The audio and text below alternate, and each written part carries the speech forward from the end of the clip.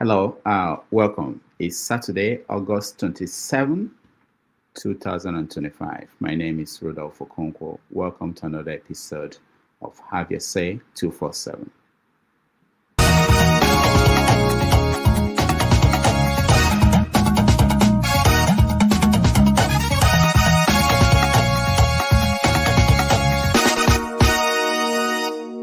Party that was donated to his wife by the wife's father. Or the minister himself had lied on TV that he didn't have any properties in the US, that the only property he had was a property that was donated to his wife by the wife's father or mother.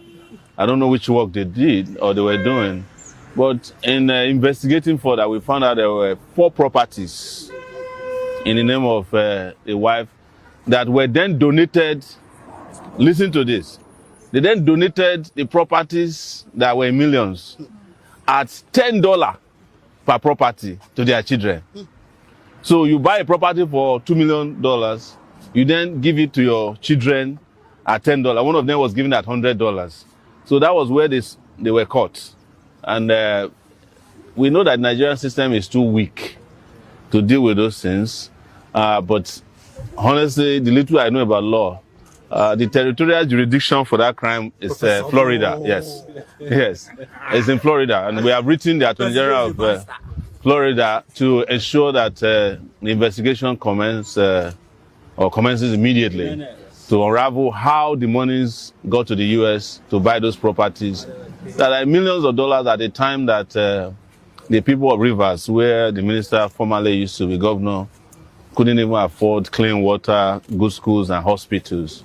So Florida will get back to us. We also intend on pursuing the Nigerian side of things. We're still working on those things. So, but we want to thank Nigerians in the large numbers who have provided information. This is the first time that we crowdsource on finding information on a crime committed on Nigerian. People were sending information. We found hotels in Rivers, multi-billion naira hotels, hospitals, houses, lands in Abuja. There was a land in which we heard that he paid 8 billion naira in cash to buy a piece of land in a River Park Estate. So all these things are not going to go, even if the president of Nigeria refuses, or the EFCC, that has an eagle that has now tied his eyes. If they cannot do anything, the people of Nigeria will do something about this.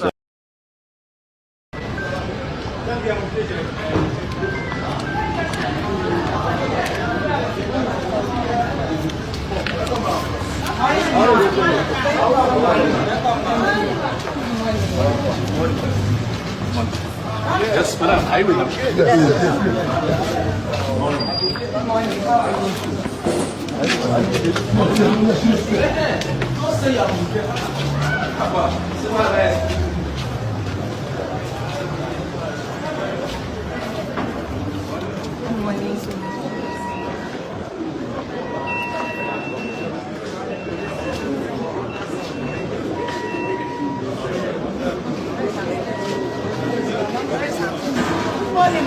Good morning, how are you? Good morning. To unseal Senator Natasha Akpoti's office, I, Alabi Adede, Deputy Director, Sergeant at Arms, hereby unseal the office.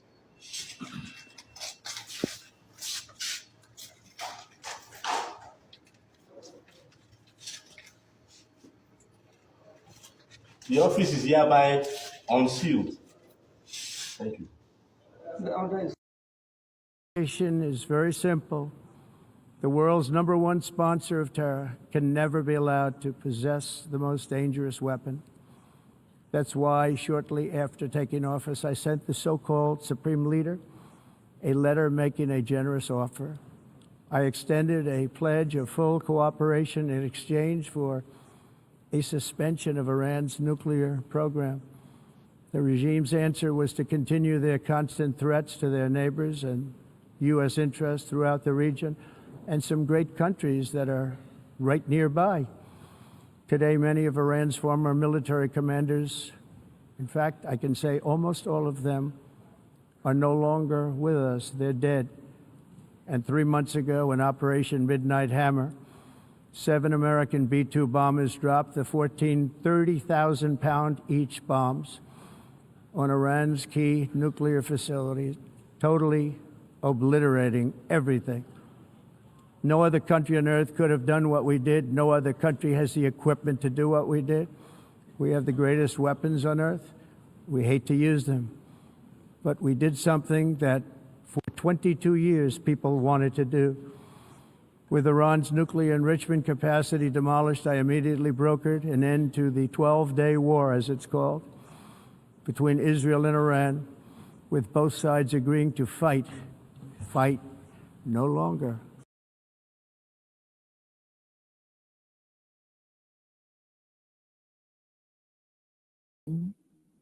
Shettima, Vice President of the Federal Republic of Nigeria. I request the protocol to escort His Excellency and invite him to address the Assembly.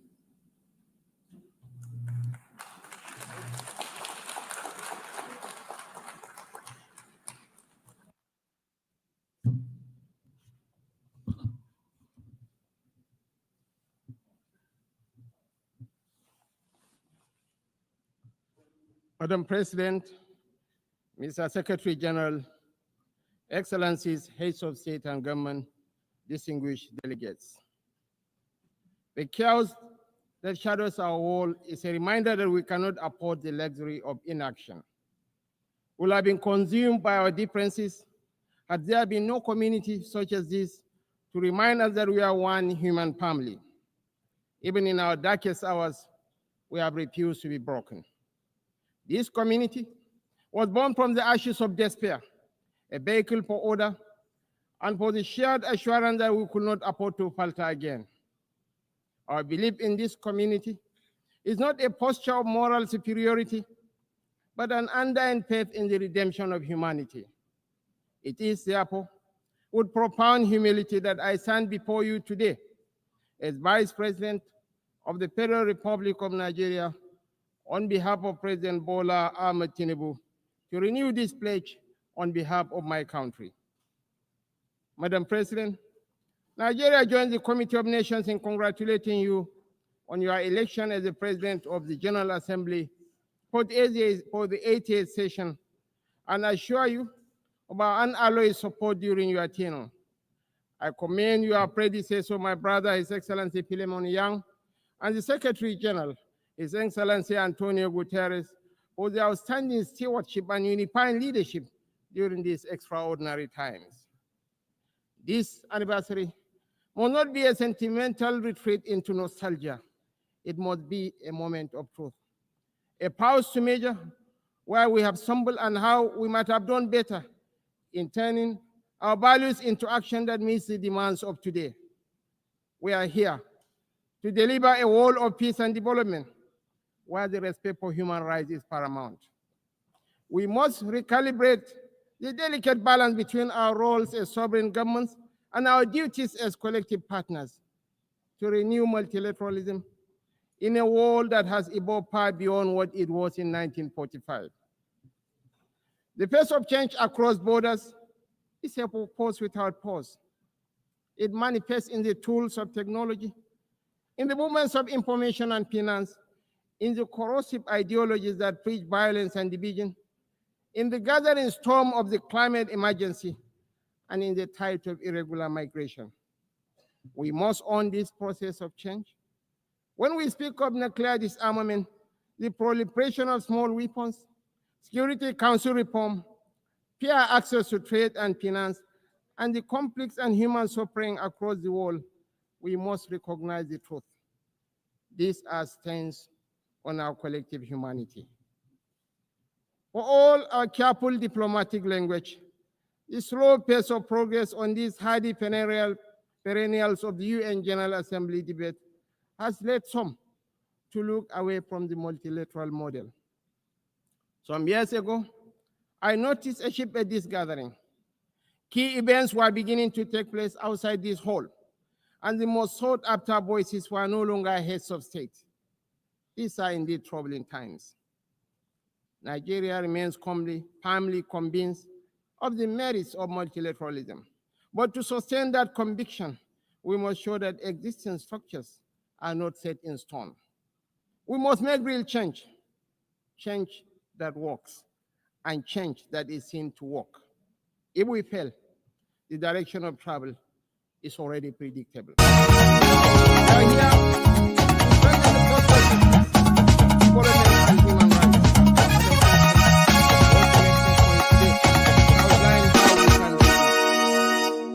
One, Nigeria must have a permanent seat at the UN Security Council. This should take place. This should take place as part of a wider process of institutional reform. Two, we need urgent action to promote sovereign debt relief and access to trade and financing. Three, countries that host minerals must benefit from those minerals. And fourth, the digital divide must close. As our friend, the Secretary General has said, AI must stand for Africa included. On my first point, the United Nations will recover its relevance only when it reflects the world as it is, not as it was. Nigeria's journey tells this story with clarity. When the UN was founded, we were a colony of 20 million people, absent from the tables where decisions about our fate were taken.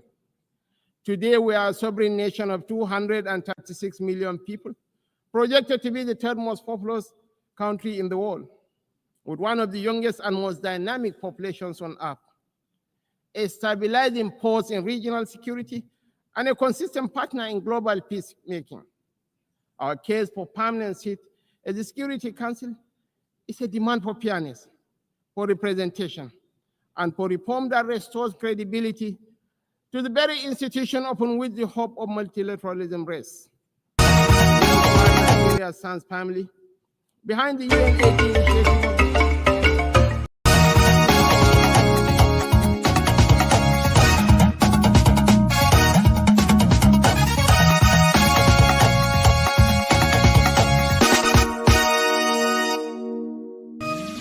is Asa on the beat.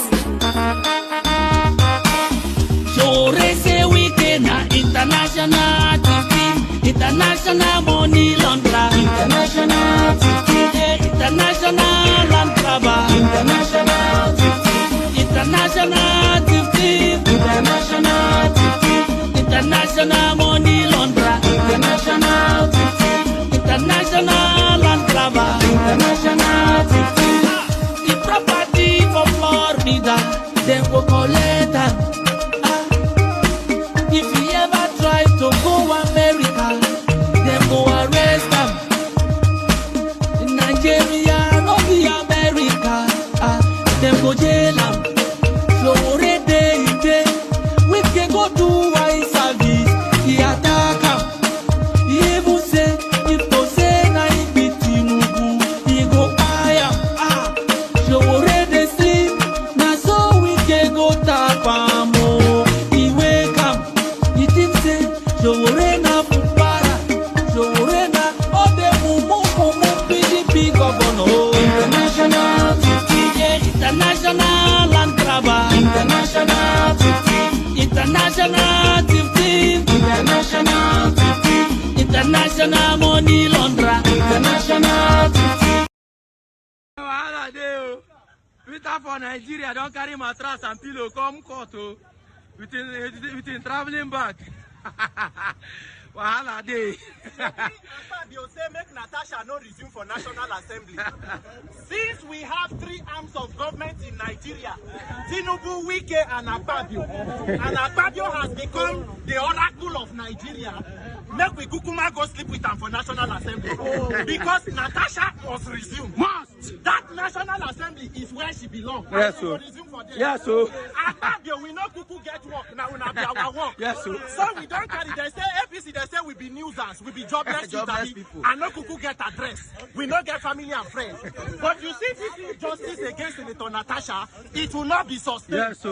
It will not be sustained. Are you people ready? For Nigeria. People no, go start our generation. They don't want to take grants outside. No, they're not Spanish. They go Spanish for this matter. Yes. They don't finish. They don't finish the cycle. They go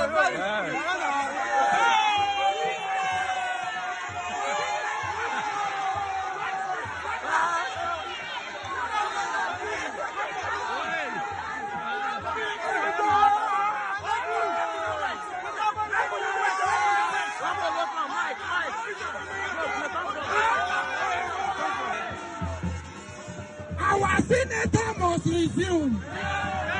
Senator Natasha is my senator. I am a Kogi Central man. I am an Idura man today. Senator Akpabio, you are not God. You cannot be God. Natasha must resume. Natasha must resume. Say Natasha must resume.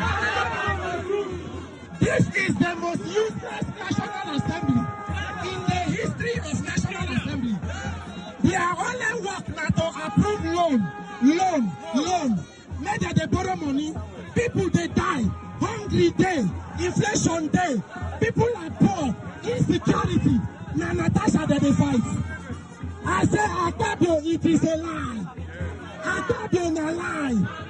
Natasha must resume. Natasha must resume. Natasha must resume. Natasha must resume. Natasha.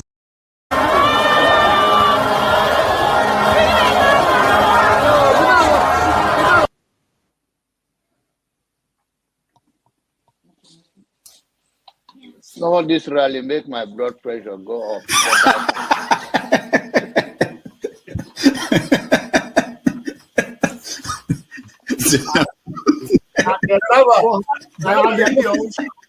And the people who are asking a platform for him, who are supporting him. So you should get a filter sometimes, filter your thoughts before you say.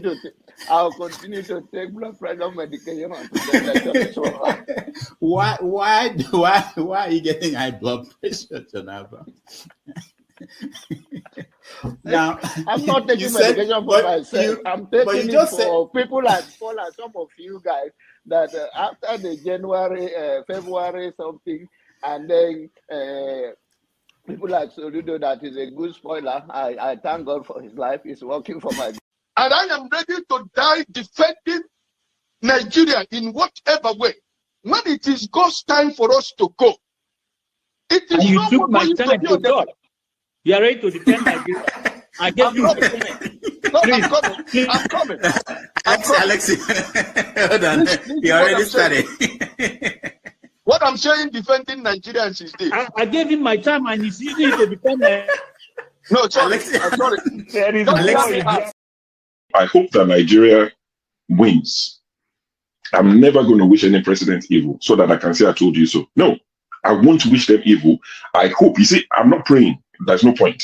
I can't pray for Nigeria to be fine.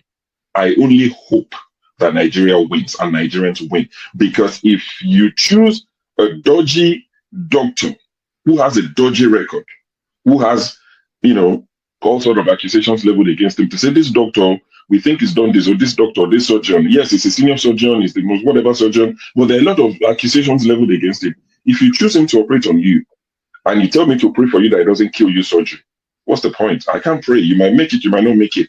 My prayer won't change anything. So I hope Nigeria and Nigerians win during Tinubu's 4 years. Thank you. Thank you. Uncle, right? I have the right to address Showore the way I like. You don't know what Showore did to me. So learn to control your emotion, right? That is the only thing I'm going to tell you. But if you don't want to control your emotion and you insult me here, I'm going to insult you 100%. Okay. You understand? You cannot insult me on a normal ground. Fiscally, you can't insult me, right? I will treat you like a child. If you insult me physically, I will hand you like a child. I don't care your age. Do you understand? You are powerful over the camera, so you can say whatever you want to say, but you can't dare say it to me physically. You understand? I will handle like a kid. I'm not joking. You understand? So learn to control your emotion. You understand? Okay, Learn to control your emotion. I'm bigger than show. Please don't take him out. I also have a right to respond because you mentioned my name. There's no need to take him out. All you have to do is to meet them or something. And you're taking too long to admonish them. Comment. What did you say? Comment. I know, but he mentioned my name, so I'm asking to respond to him. When he gets your time, then you make up. No. He mentioned my name. If you want to make it rowdy, I will take you out. Take me out, you son of a bitch. Take me out. You think you're a big boy because you're moderating. Take him out, please. Hello, come on. Don't use such word now. Don't forget, that state is now an oil-producing state. So they now have derivation, if you are not aware. So if you want to speak for anybody, please do not defend a character like a Yabelo. Please do not. Okay, let me respond to him. One second. Do not defend a character like Yabelo. Do not. All right, thank you, Mohammed. The people of that state. Can I respond to him? No. Then go to hell. Rudolph, go to hell. All right.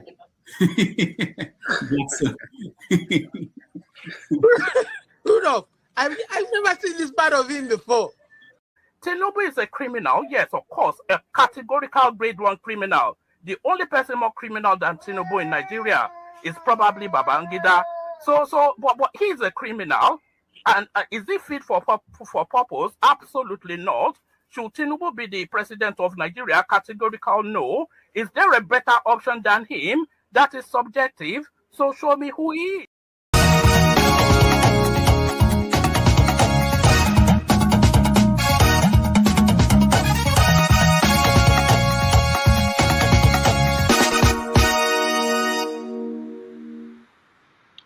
All right, welcome everybody. Thank you so much for making out the time to join us today on Have Your Say 247. It's a show we designed for you to have an opportunity to weigh in on all the issues in the news this week. And as always, there are a lot of things in the news. Today, we're going to touch on issues like the speech by Shettima, Nigeria's vice president at the United Nations. Shettima represented Nigeria because Bola Tinubu could not be here. So we're going to talk about what he said, whether what he said would have been taken more seriously if he had come from the president of the most populous African nation in the world, black nation in the world. So we are going to talk about that. We are going to talk about the speech by, of course, US President Donald Trump, which the Daily Mirror in the UK called it, the title was Deranged. We're going to talk about that. We're going to talk about what Benjamin Netanyahu, the Prime Minister of Israel, said about the prospects of Palestinian states. So we are touching on the UN, the speeches, people that showed up, people who didn't, what it meant, and how to understand it. Back in Nigeria, we are going to touch on the issues at home. In Anambra State, they're still preparing for an election for governor, and every day is heating up. There are new developments along that line. INEC is, we're preparing for announcement on the new INEC chairman. Who will that be? So we'll touch on that. Of course, the presidential election 2027 is still being negotiated behind the scene. There are movements of people, politicians, meetings going on in places. We're going to touch on what is going on. And all the other stories in the news. Of course, Natasha resumed the Senate, and Shora is putting the heat on Akpabio. That's a big story. Akpabio appears to have encountered something he has never seen. Every day there is new revelation, new stories coming out from Akpabio's end.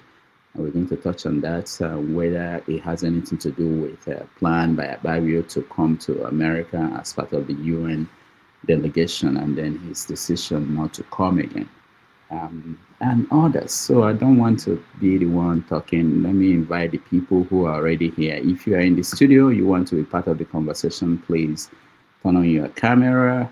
If you're watching at home, thank you. We appreciate you. If you're in the comment section, thank you. If you can, please like the broadcast. You can share it. We appreciate everybody. I see some people in the studio who the cameras are not on. I will leave you until you turn on your camera. All right, let's welcome people who are here. Mr. Show, welcome to the show. Good evening, Dr. Damages. Good evening to all viewers. Good to be with you guys after a long, long time. Very good. It's been a while. We were wondering whether you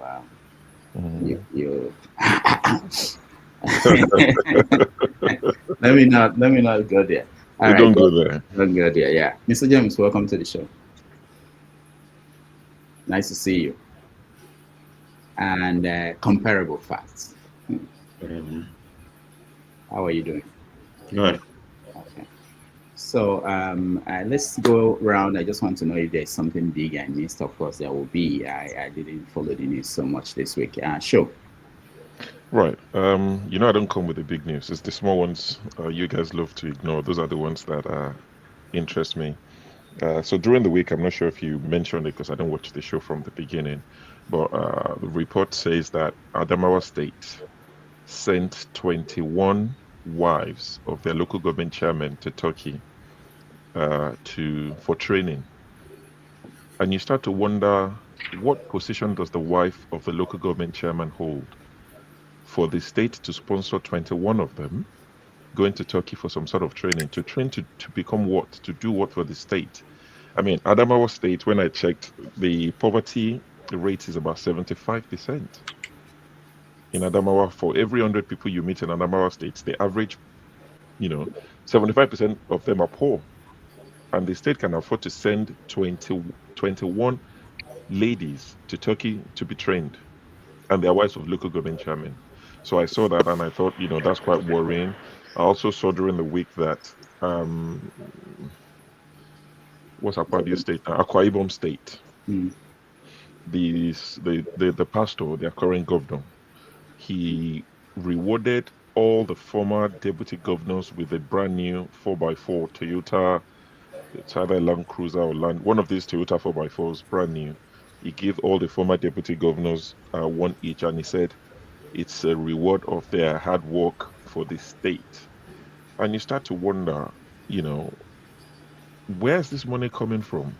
These are the same people who keep telling Nigerians that, the road is rough, it's tough, let's endure. But the way you spend money does not reflect what you're telling Nigerians. When you say pay more taxes, and some people are saying, I don't mind paying taxes, but what are you going to do with it? These are the sort of things people would see and say, I don't want to pay any tax to you people, if this is the way you intend to spend it. This is Adamawa State, Akwa Ibom State, where, there are reports that their primary health care is one of the worst. In fact, in the whole of the south of Nigeria, I think their primary health care is the worst. It's ranked as the worst, one of the worst in Nigeria, but in the whole of, I think, 17 states in the south, Akwa Ibom State, primary health care is the worst. It's rated as the worst, and they have a lot of childbirth death, or death at birth of children in this same Akwa Ibom State, and they're sending cars to former deputy governors. For what exactly? While they were in office, they got paid more than they deserve to be, and they've gone now, and you're calling them back and you're giving them cars to reward them, and you listen to the president in Ibadan when he went for the coronation of Olubadan of Ibadan, former governor Rasheed Ladoja. Long live the king. I was born and raised in Ibadan, so I'm a full Ibadan man, despite being from Ogun State. He went there and he was telling them that, thank you for standing by me. I came to you and I said, Dimilokon. And now we're there. I know things are rough, but we've turned the corner. The economy has turned the corner. The messaging does not reflect the way they're living.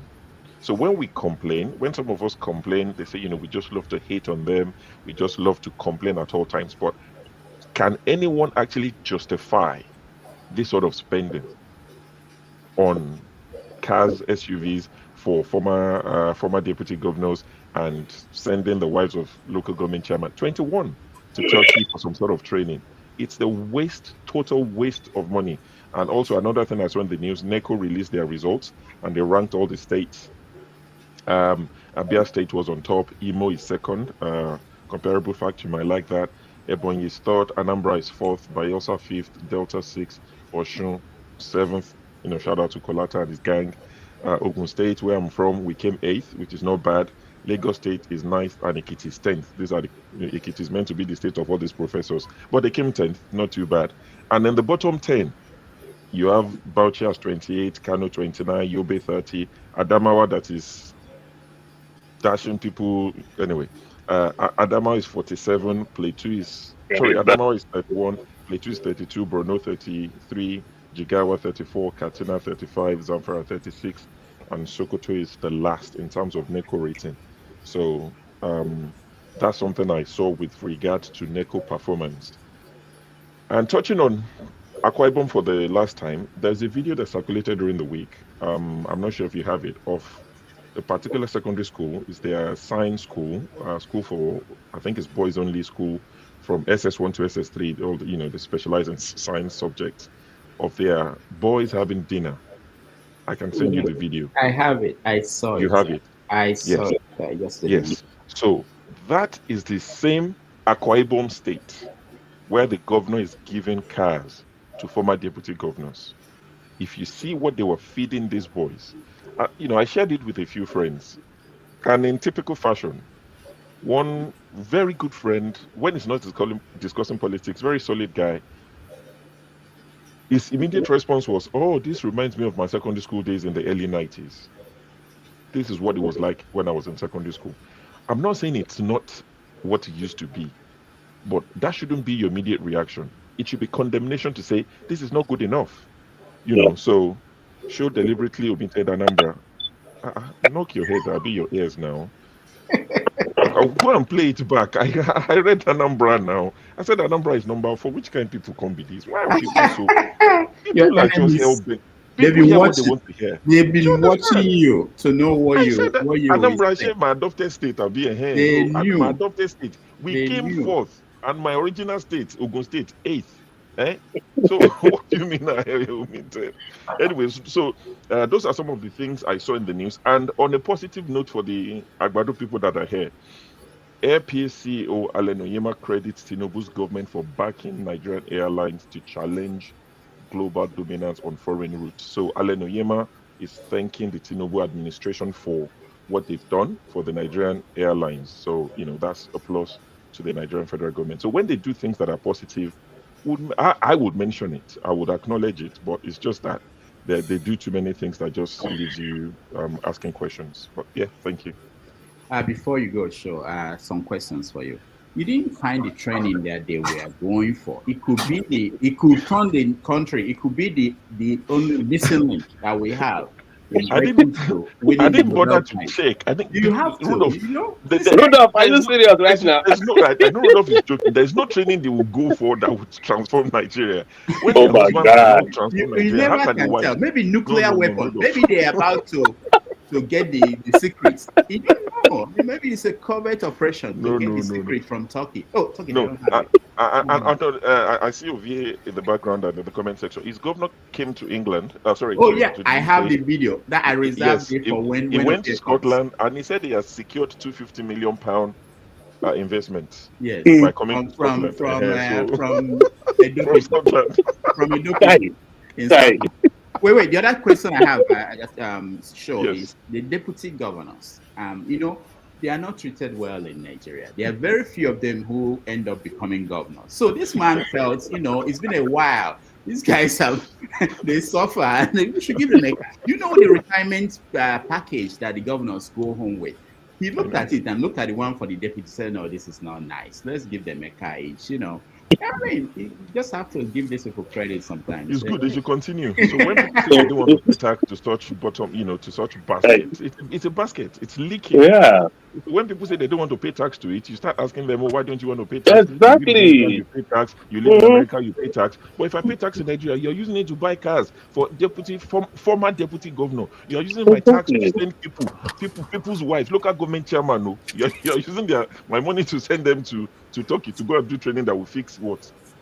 So before we continue, I just want to mention that when I sent out this show, the link to the show, a lot of people wrote me back and said, "You people complain too much. Tinubu did not come. He even sent the vice president to come here. And that some countries they sent only a minister or ambassador. Why are you complaining?" So there's always reason why people complain. Like, sure, let's hear from. People will always find something to say, and I look at it like, are you happy? But we'll talk about that when we get to the topics. KJ, welcome to the show. Thank you so much, Dr. Damages. Thank you so very much. Thank you, Kyo. Thank you, Mr. James. Comparable Facts. I just prefer your other name, but it's okay. OBE, thank you for coming also. And my dear brother, the one, the IRA, one time, in a different style. Anyway, you're welcome. Yes, I want to say, Rudolph, you did a good job. But for me, I know you did a poster before this show started. So I don't know. I didn't start watching you earlier. I don't know if you talked about Nnamdi Kanu's health, but I also want to mention to you the response of my state governor, Alex Oti. I don't know if you got that news. He said, response to what? Alex Oti's response. Did you? He had a press conference where he said Nnamdi Kanu is he's the governor of Nnamdi Kanu. In other words, Nnamdi Kanu is his son, and that he's doing everything to get him out. Many people are not satisfied with that answer. Well, some are satisfied. I'm one of those who are not satisfied with that answer. And then also, I don't know if you also captured. And sure, thank you for that. 21 wives of local government is one of my my list. Onyema, the owner of Airpeace, he said that the Eastern governors didn't give him land. That's why he's building his hangar, a maintenance hangar in Lagos, and that haven't tried. He didn't get land in Enugu, and Anambra refused to give him land. Those people. In fact, he went ahead to say land allocated to him. The villagers kept calling him and saying this land is not for government. So, based on that, he became frightened and went to the place where land don't belong to government, which is Lagos State, and now building his hangar. I think the man. I don't like to use curse word in this program, but at this point, I'm holding myself back. Hangar? Now where you going to hang the suit? Which hangar? I'm holding myself back from saying something that will not be out of character for me. But I think that we should also interrogate those statements he made. Because I know that Dangote did everything. Even if you go back to Dangote's history, when he bought BBC cement factory in Boko, the whole of the Tiv land said he wasn't going to come there. Okay. They really agreed to hand over that because the cement factory before he took over was one of the major factories in Benue that was producing a lot of resources for the people, and majority of people in Boko were living there. I mean, we're working and living there. We're earning their living from there. It was the coming of Dangote that changed that fortune. Of that local government and local people. So. Anyway, if you have that in your list, we can equally talk about it. Thank you so much. All right, thank you. Just a question. Are you saying that the Airpeace man didn't fight hard? Is that what you're saying? In fact, fight hard is an understatement. Other people who go into business, any businessman who will say here that businesses you have held, which you just walk in peacefully, apart from if it's in Nigeria, you walked in, just got it. That's nothing like that. Even some places where some of us build, when you buy the land, you find out that there are people there who tell you they have been living there, even though the land don't belong to them. You sort them. That is the system that we have built over years.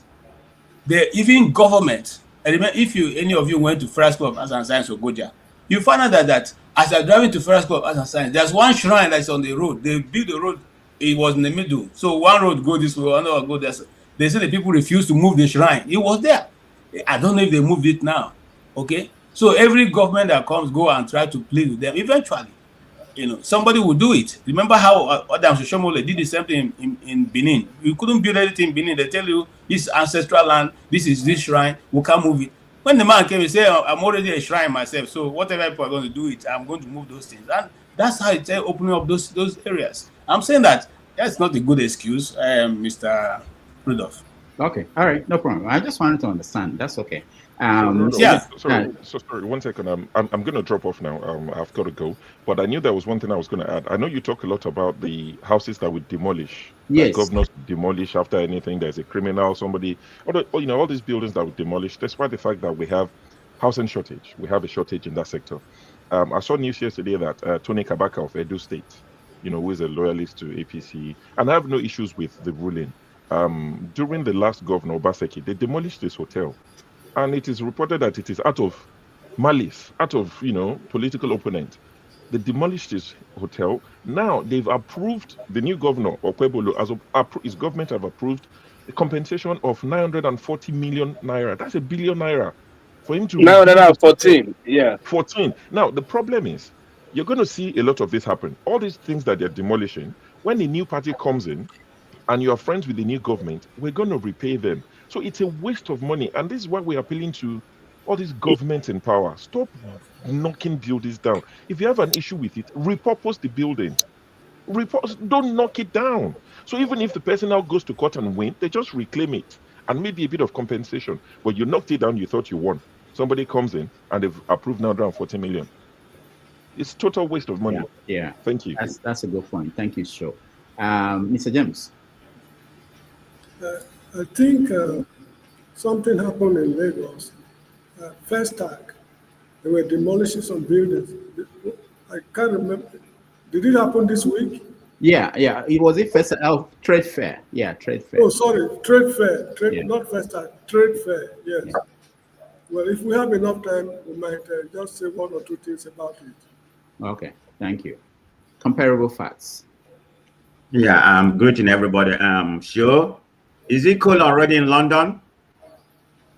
Oh, okay. Yeah, I saw a word yesterday about people, I was watching the show. They said, you're already consuming the COVID already. Okay, I see you buckle up. But haven't said that? JJ, greeting, bro. Mr. James, Otebole, Uche, and Obe. I was going to show still my my first point about the chairman of the local government. I'm just going to speak a little bit about that. Because it's not just between one local government wife. They were accompanied by other ministry, some other local government chairmen. So what are they going to Turkey? What kind of training are they going over there to train about how to do local government? I mean, what is the function of the wife? Are they the one that's going to be running the local government? I mean, the problem is that what does that say about Nigeria where we are? The state is very poor. They have not been able to pay salary. They owe salary for many, many months. The budget, very low budget.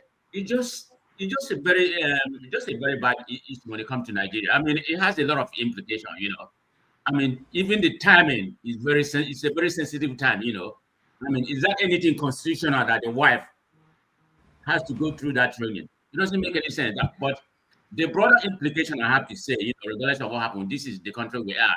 What does that say about Nigeria?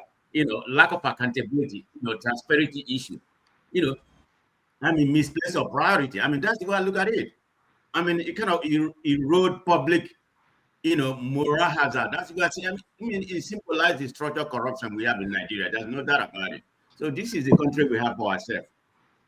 Wasting money, doing something that wasn't necessary to help the country in either way. But anyway, let me stop there. I was going to say something about my so-called hope about the UNGA chairman. I don't know if you heard about it. You see the one, because he came here, he was in USA. I think he was here for about 12 days or whatever.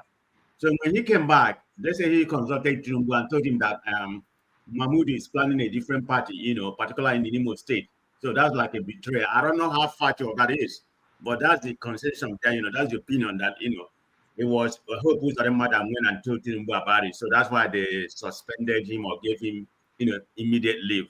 I don't know how factual that is, but that news has been, you know, circulating in Nigerian space. But that, you know, I won't be surprised. We all know who Hope Uzodinma is. You know, he likes to be, you know, body to whomever is the president, you know, and be like their boy. So that's the way I see it. I don't know how far anybody had about it. But I mean, did you hear about it? That he emancipated from Hope Uzodinma? No, okay. I didn't. All right, Ovie, before you speak, I have a gift. Christ, Akbako Rescue. Edo State #1. Akbako Rescue. The first son of Jesus Christ. The father of the youngest landlord. Father to the fatherless. Oh, by the JICA State Chairman. Shut down, full house. I don't know. It's not playing. Akbako Messiah. Okay, it's good now.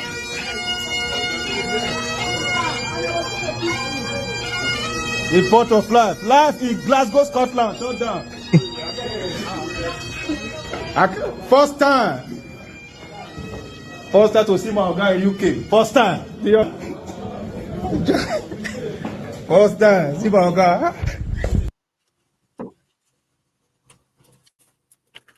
Just so you know, I'm currently. Your man finally left the country for the first time. Yes, just so you know, I'm currently in training to be. He's a hype man, in American hype man when he visited, just to be like that guy that is hailing him. So, I mean, it's tough, but I'm getting there. What language your government is going to use to communicate? You know, that's, the guy's an illiterate. No, he got according to show. Hold on. I'm a man of prestige. According to show, he got 200 and something million pounds. 250 million pounds. Hi.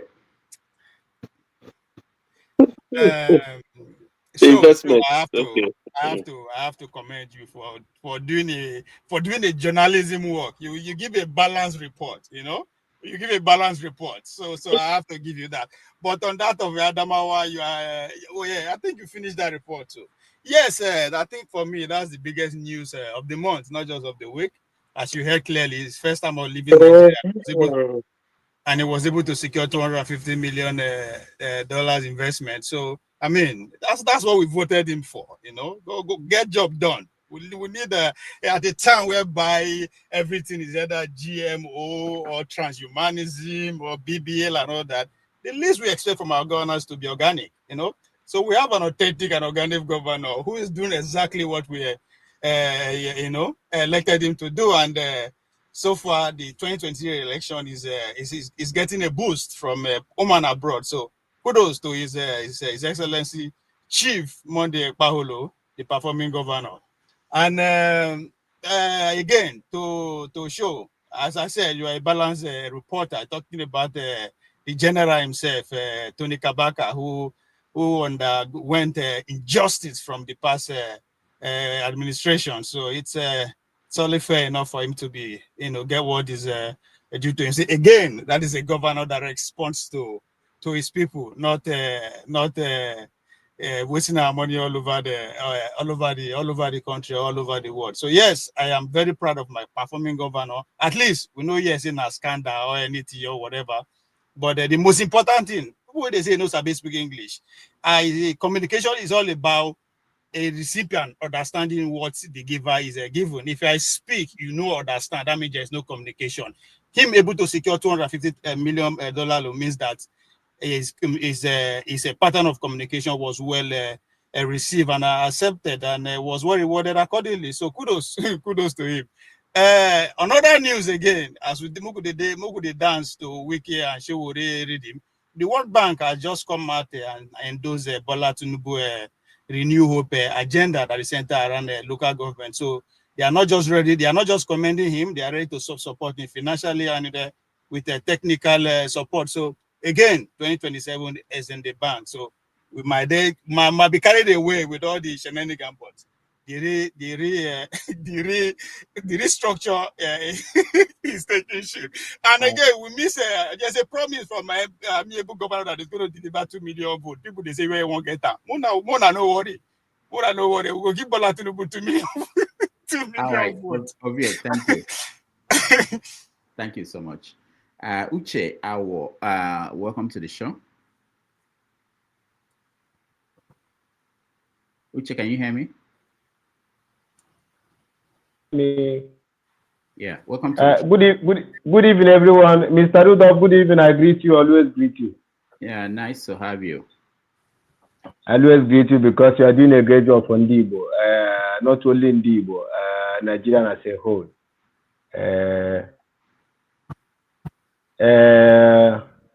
I don't know the discussion today based on, I have seen many angles you touch. So what we're doing right now, Uche, hold on. What we're doing right now is just to go through and see. I mentioned some stories in the news, and if there's anything that is of concern to you that I didn't mention that is important, you can say it now. Okay, thank you so much. I can understand now. So good evening, all the people I saw in a comment and the people I saw in a panel and everybody, Nigerians are listening. So the issue that I want to comment a bit is about my state, Imo State. Imo State? Yes, Imo State, of course. Okay. Because I cannot. Hold on. Sorry. Yeah, where are you joining us from? I'm joining from Italy. Last time I joined from Denmark, but now I'm joining from Italy because I operated through these two countries based on my work. So thank you so much. The issue I want to touch, maybe we can reason about it's like our governor is waking up, but I don't know if it is politics or if it is maybe sincerity from his heart. Because when I saw someone like being working in a situation of boy, like somebody mentioned here, December, our governor. Every time you go to Abuja, you feel comfortable in Abuja, and you are not governing in Abuja. You are not a minister in Abuja. You are governing Imo State, and you always been in Abuja. So they will not take you serious. The people, the government, even the people you want to get something from them, because every governor gets something from Abuja to take back home. That means if you want to be a real man, a real governor serving his people, you don't have to always be in Abuja. Maybe you can. Maybe he was doing that with his right man Buhari, but this man now there don't pay attention to you. So if he want to be a serious, we saw the comment he was saying, making some comment last time about the issue of gas, people taking gas from Imo State, their offices in Lagos. Why not them have office in Imo State? This is what you could have been doing since. So have you woke up now? If you have woke up now that is a reality, we can now support you because Niger Delta they fought big. And they get what they fought, even they didn't get it 100%. Because when we hear a comment like we find he will employ 4,000 youth in Canada. So I stopped and asked myself a question. You want to get youth 4,000 youth job in Canada? That means we're in trouble in Imo State.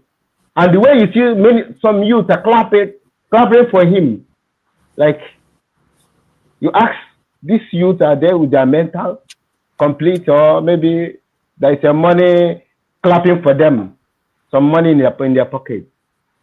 So I'm from Imo State. What is going on in Imo State is something human cannot tolerate. When I look what is happening now all over the world, no matter the problem in the world now, many countries are pushing to make sure they're in top. They didn't go back, but we keep on going back. And when we look to other states, we see what's going on in other states. And what the United States need to show some governance example down to Southeast. That means. So I will have my view, but I just want to touch that area. Maybe we touch and then we discuss about it. Thank you so much. All right, thank you, Uche. Uche, a lot of people are asking questions, and I also have my question. Do you act? Because I've been looking for actors to do some roles. Some people are saying that you can actually play Odumeje. You don't need. Carbon copy. I have a script already. It's a question of, well, we can work it out, you know. Anyway, we'll talk. Send me your email. Okay, Mr. Rudolph. I may just keep a word here. When I was in primary school, I won a gift based on there is a play we at that time. So my own part is like Obuaku. So Obuaku. So you don't need to say more. I'll send you my phone number on the private chats. Let's talk after the show. We may have a show. It's okay. Something bigger than this. I will leave you guys. It's Show and KJ, you can handle this. We go and do a movie. Dr. Dameji, comparable facts to look like we go and do a walk. Yeah, say it again. I remember Papa Ajasco at the boy Alinko. See, and I be comparable facts. All right, OBE, welcome to the show. Yeah, thank you, Dr. Rudolph. Can you hear me? Yeah, we can hear you. How are you? The house, thank you for the opportunity to be here again. Just catch up on time. I will soon hop out, so I will do my sharp. Well, I think because I'm the last to speak, maybe show has really hit most part of the news I also followed. And the part of it that really scared me is Ovie, whether he's be ironical in his joke or he's serious or he is actually propagating a message that is actually going to go down with the local. I'm serious like an heart attack. Listen to me. If you are this serious, that's why I say coming to America actually does not even change some of us and does not add value to us at all. I'm not you know when you. I'm not talking to you. I'm not referring to you. I'm just making a reference. Yes, because when you see people derailing and you are encouraging and applauding them, it makes us feel that our coming here to actually see the Western world has no positive effect in us at all. If we go back there, we're going to replicate exactly what nonsense that is going on there. You understand? The 250 million was not a loan; it's an investment that they are still expecting. It's never a loan that came in from anywhere. It's an investment that is coming in. That one by the wayside. You know, when somebody took me and your father's tax money and go and pay to somebody to make a political settlement, you're telling me that somebody demolished his house. How many court cases was won against the state did he issue check for that he paid out for? So he just picked one because he removed him from whatever position they gave to him because of bringing shame to the government. Now they settled him with almost 1 billion naira of me and your money. I took a grammar school where I graduated from. Had no admin block, had no classroom, had nothing in the school there. Then you give one tout 1 billion naira for my own father's tax money, your father's tax money, telling me to be applauding him. Eh? Is that a country you want to be the one to be proud of for your children? Those are the issues. I'm not saying you shouldn't. Okay, did he take out all the cases that were won by the so-called people that went to court for whatever case the government owned? And can issue check for everybody? Why taking one out? Those are the issues. So we should be careful with how we bring the narrative as if he had done well, he had applauded all. That is my money. Let's give it to one man, 1 billion. Come on now. And you are going to borrow money according to you say it's a loan or investment or whatever. So please, it's so shocking and it's so frustrating when I see the way they run government. And we that are here, when we see them, we are not condemning it. We are not seeing the facts and figures. We are only just hyping and applauding stupidity. You know, be that as it may, I think we forget about Jonathan's meeting Mark too. I think Rudolph missed it out. There was a meeting between Jonathan and Mark, and there was a. I don't know what that union is coming up to, you know, at the end of the day. And somebody was mentioning that Obi was not there in the meeting that was called by ADC, giving them an ultimatum to register before the deadline of whatever primaries they want to do or whatever they want to arrange. Obi is not in the country, so Obi was not in that meeting. People were just even a narrative that the beat should have been there, Obi is already chicken out on all those stuff. So those also make the news during the week. Thank you. Just Dudolph, I'll be hopping out soon, like half an hour. I want to come in on time before I start driving. All right, thank you. Dr. Zolefia, you give me a chance to respond because Dr. Thomas, can I say something about what Obi said? No, I was listening to Dr. Kachi. Okay. Obi right-hand man, yesterday, he was commenting about what Obi was saying.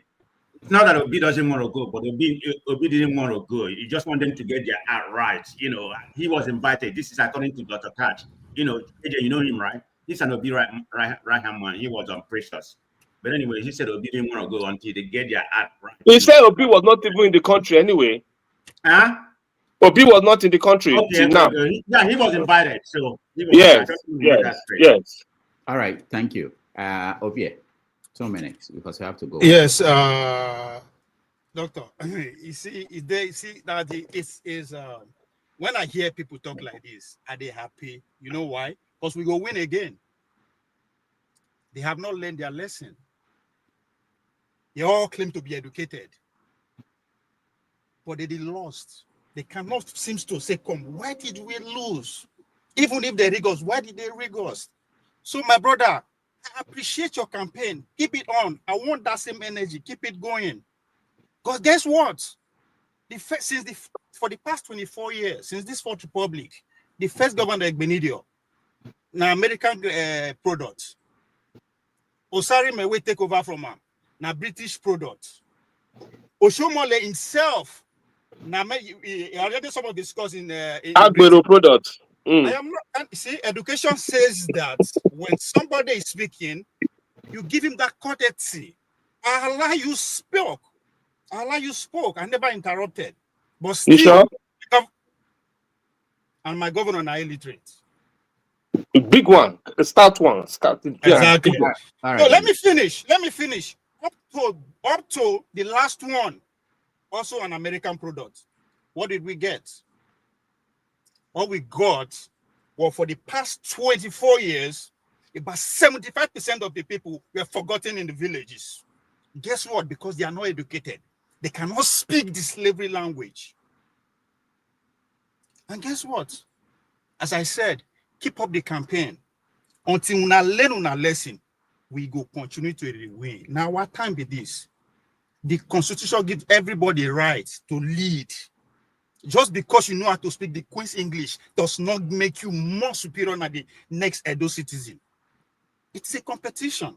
Doesn't matter how you classify him.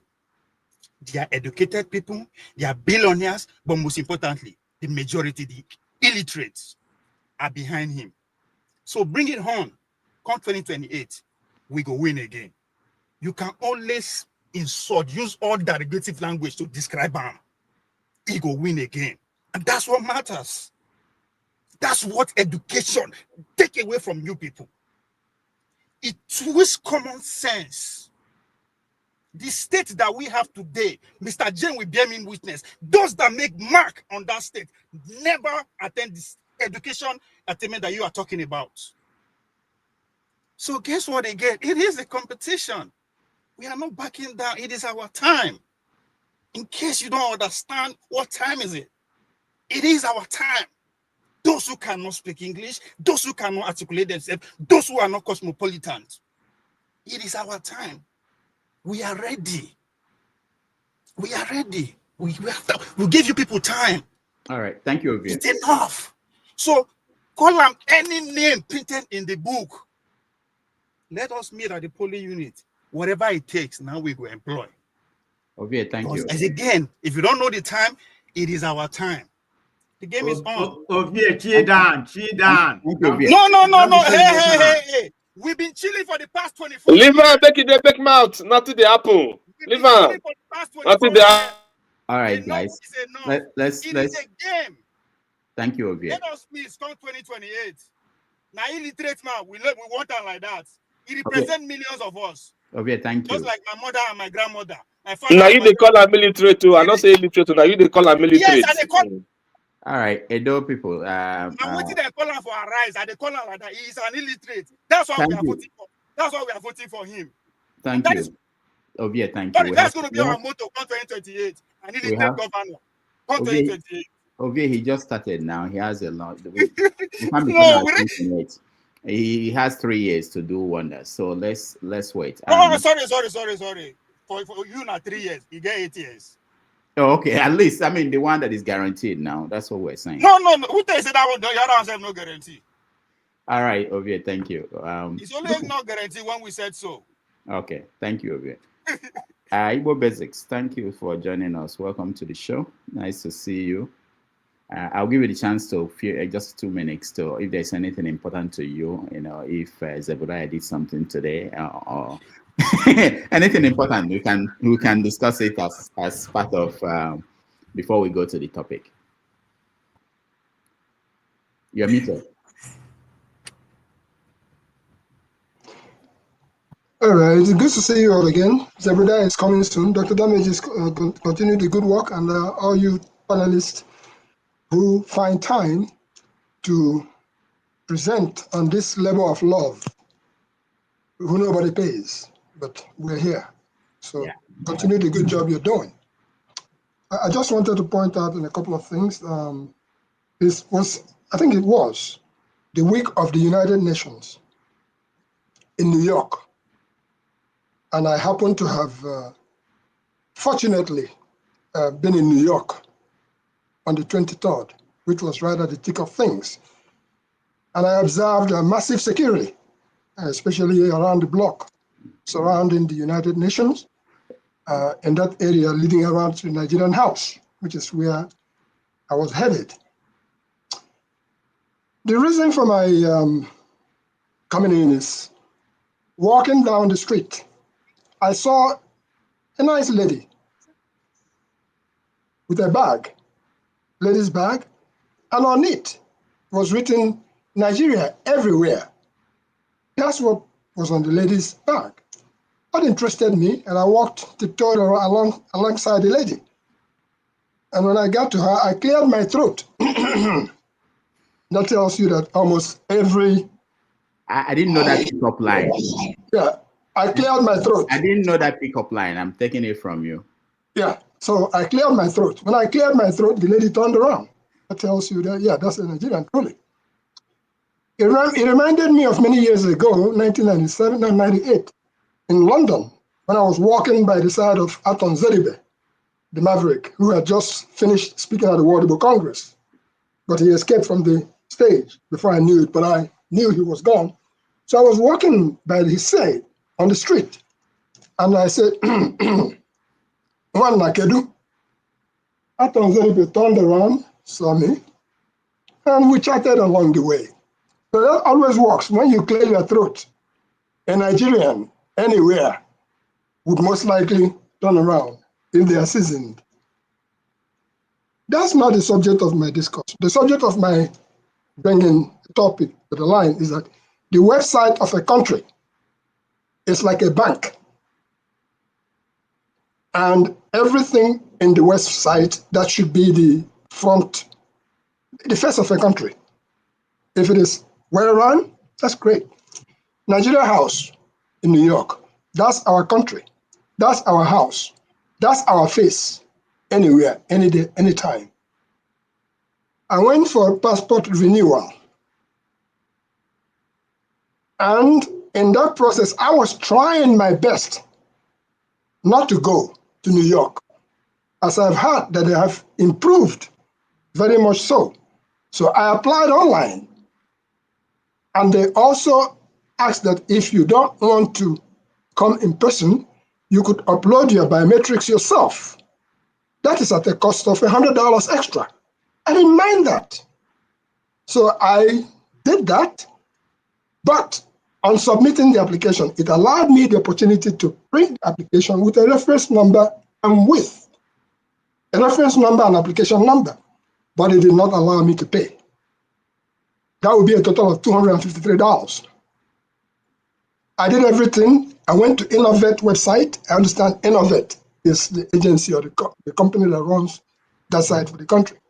I tried everything. I used Firefox. I used all the avenues that you could use to get into.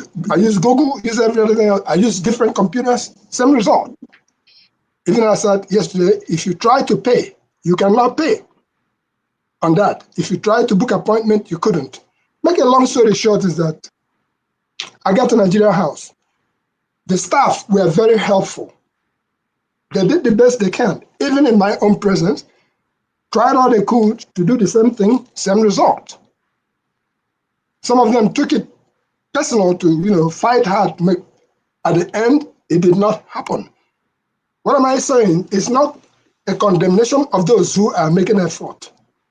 It's a fact that the country should look at whoever handles our website, because some other people were frustrated in the same process, being there, even in the house, trying to make an appointment, even though they came with children.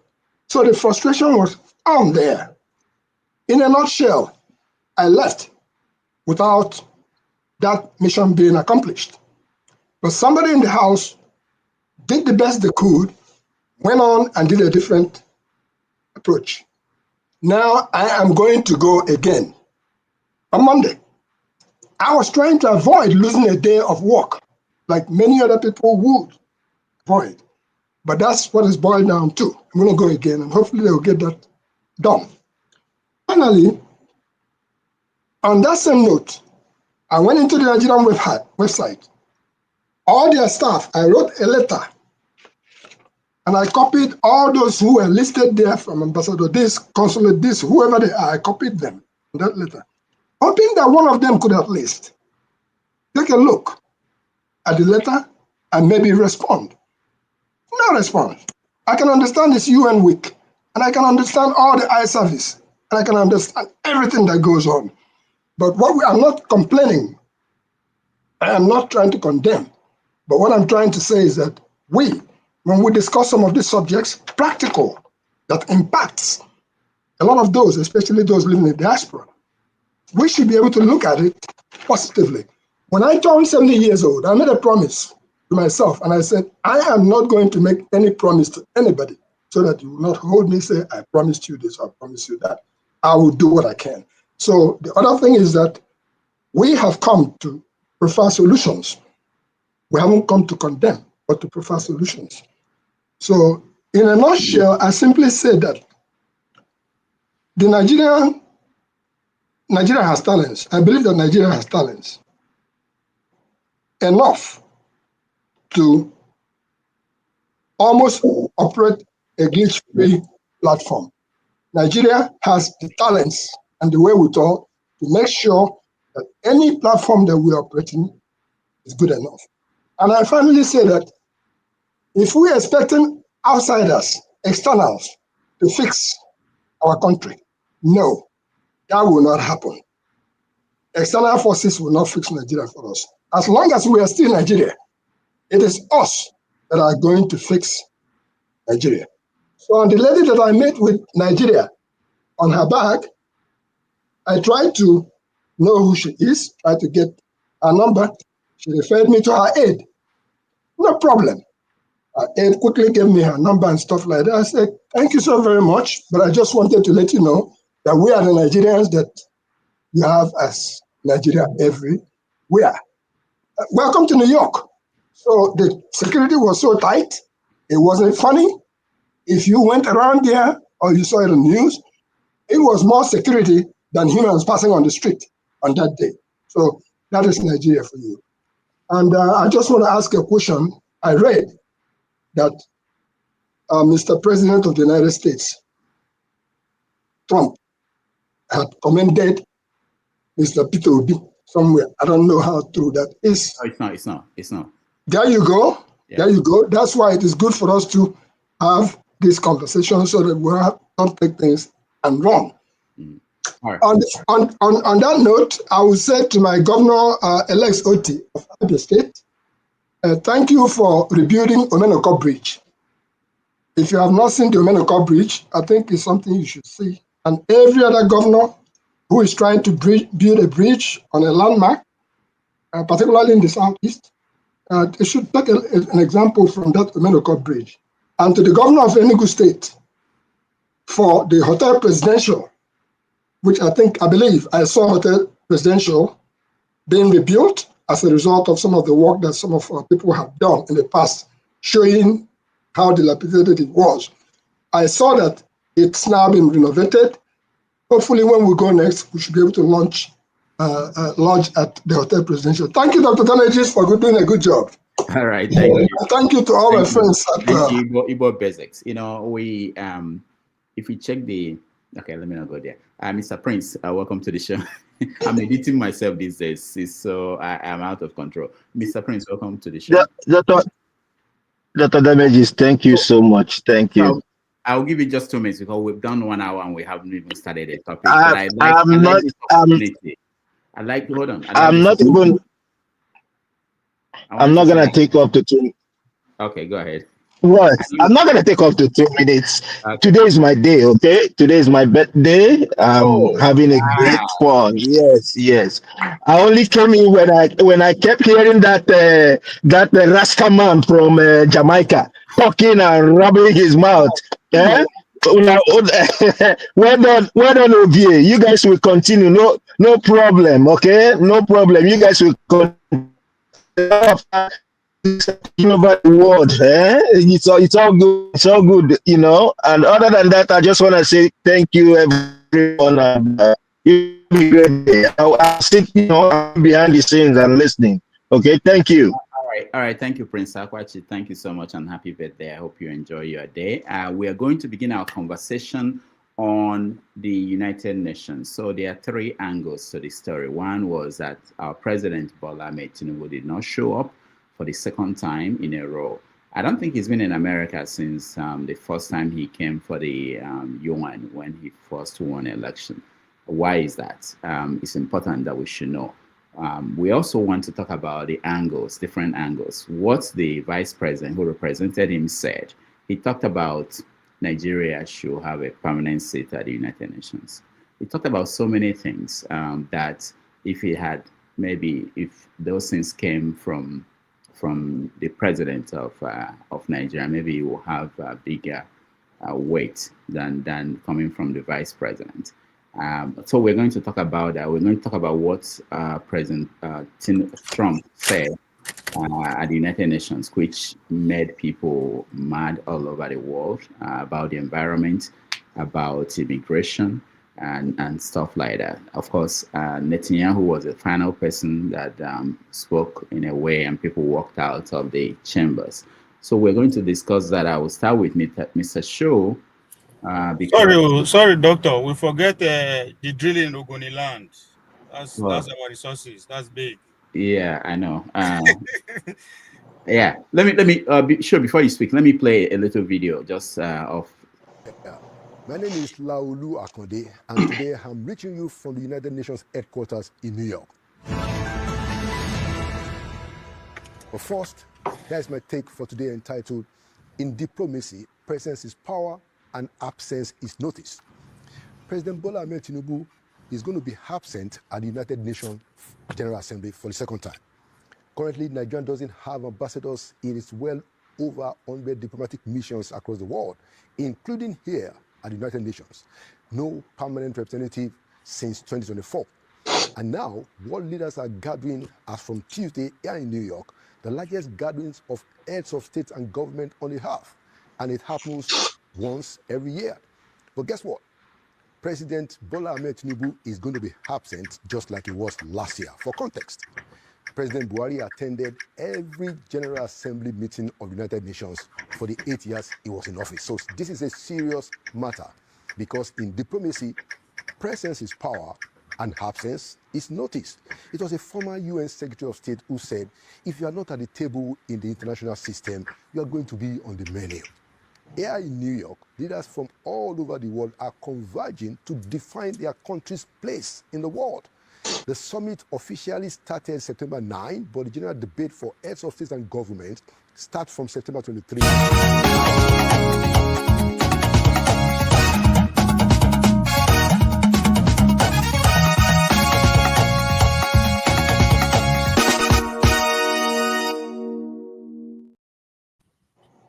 There's no official reason given for the president's absence for the 2nd time. All right. So that's a kind of an intro to what we're talking about. So let me start with you. Let me pick someone who has where did everybody go? Uche. Oh, Uche is on the phone.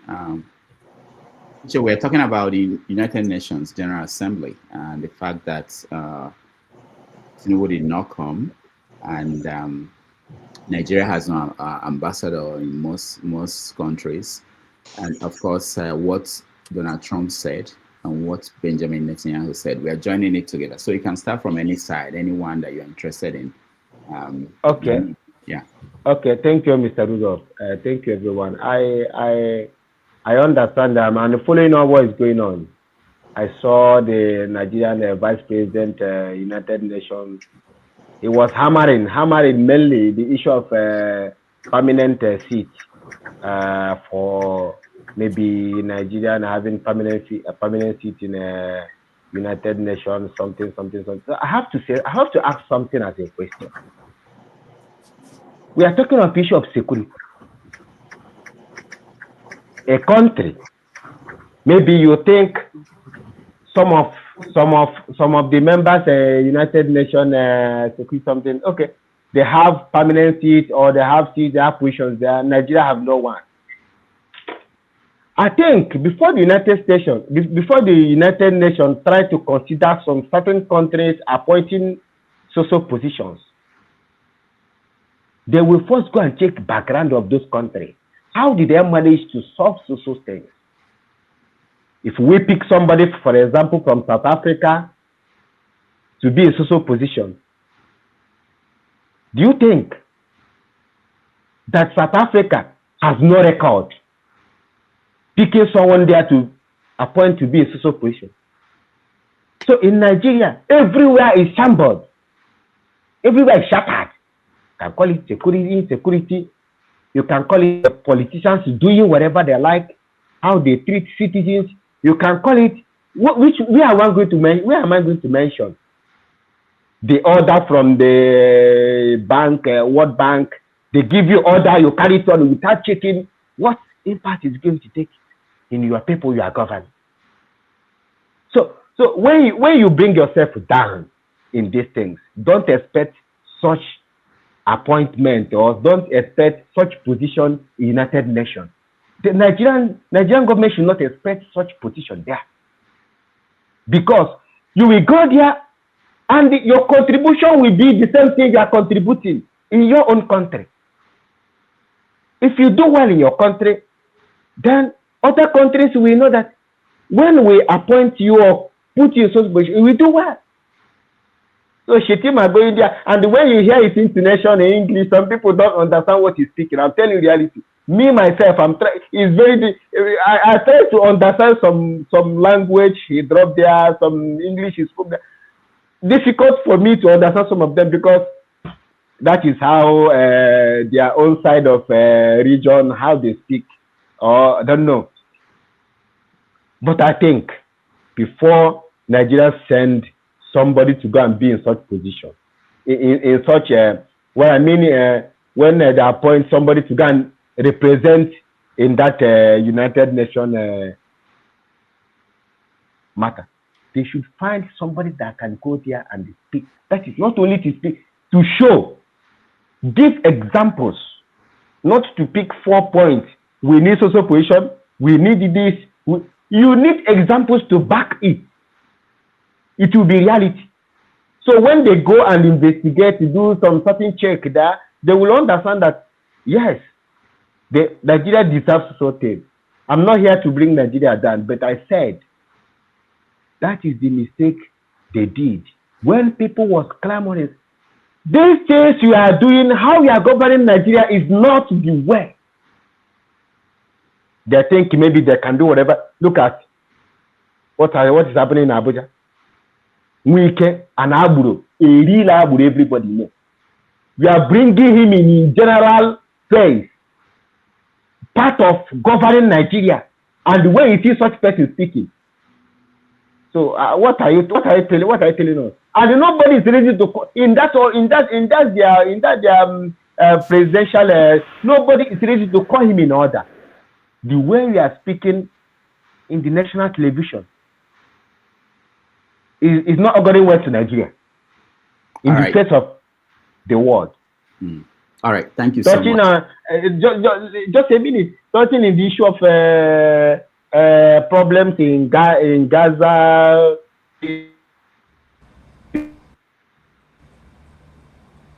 We lost you, Uche. All right. Can I? Are you hearing me? Are you hearing me now? All right. Yeah. Finish up. Yeah. Go ahead. Okay. Yeah. For me to round up the issue about Israel and I think Gaza, Russia and Ukraine. I remember the case of the case of the Soviet Union. This is how they fell, and the United Nations is about to fail because they are not doing the needful.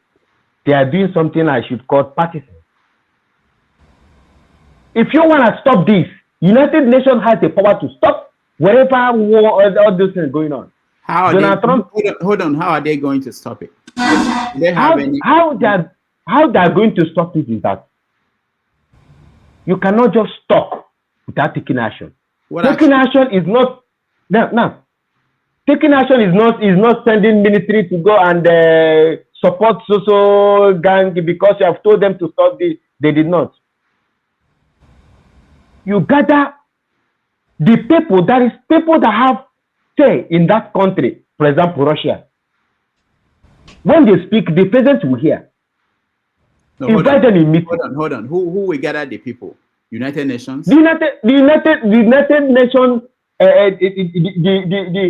should I say, the people that have position in United Nations based on that, because they have session by session, people that handle this kind of war, people that handle the issue of economy, all this is, so they should invite them and tell them.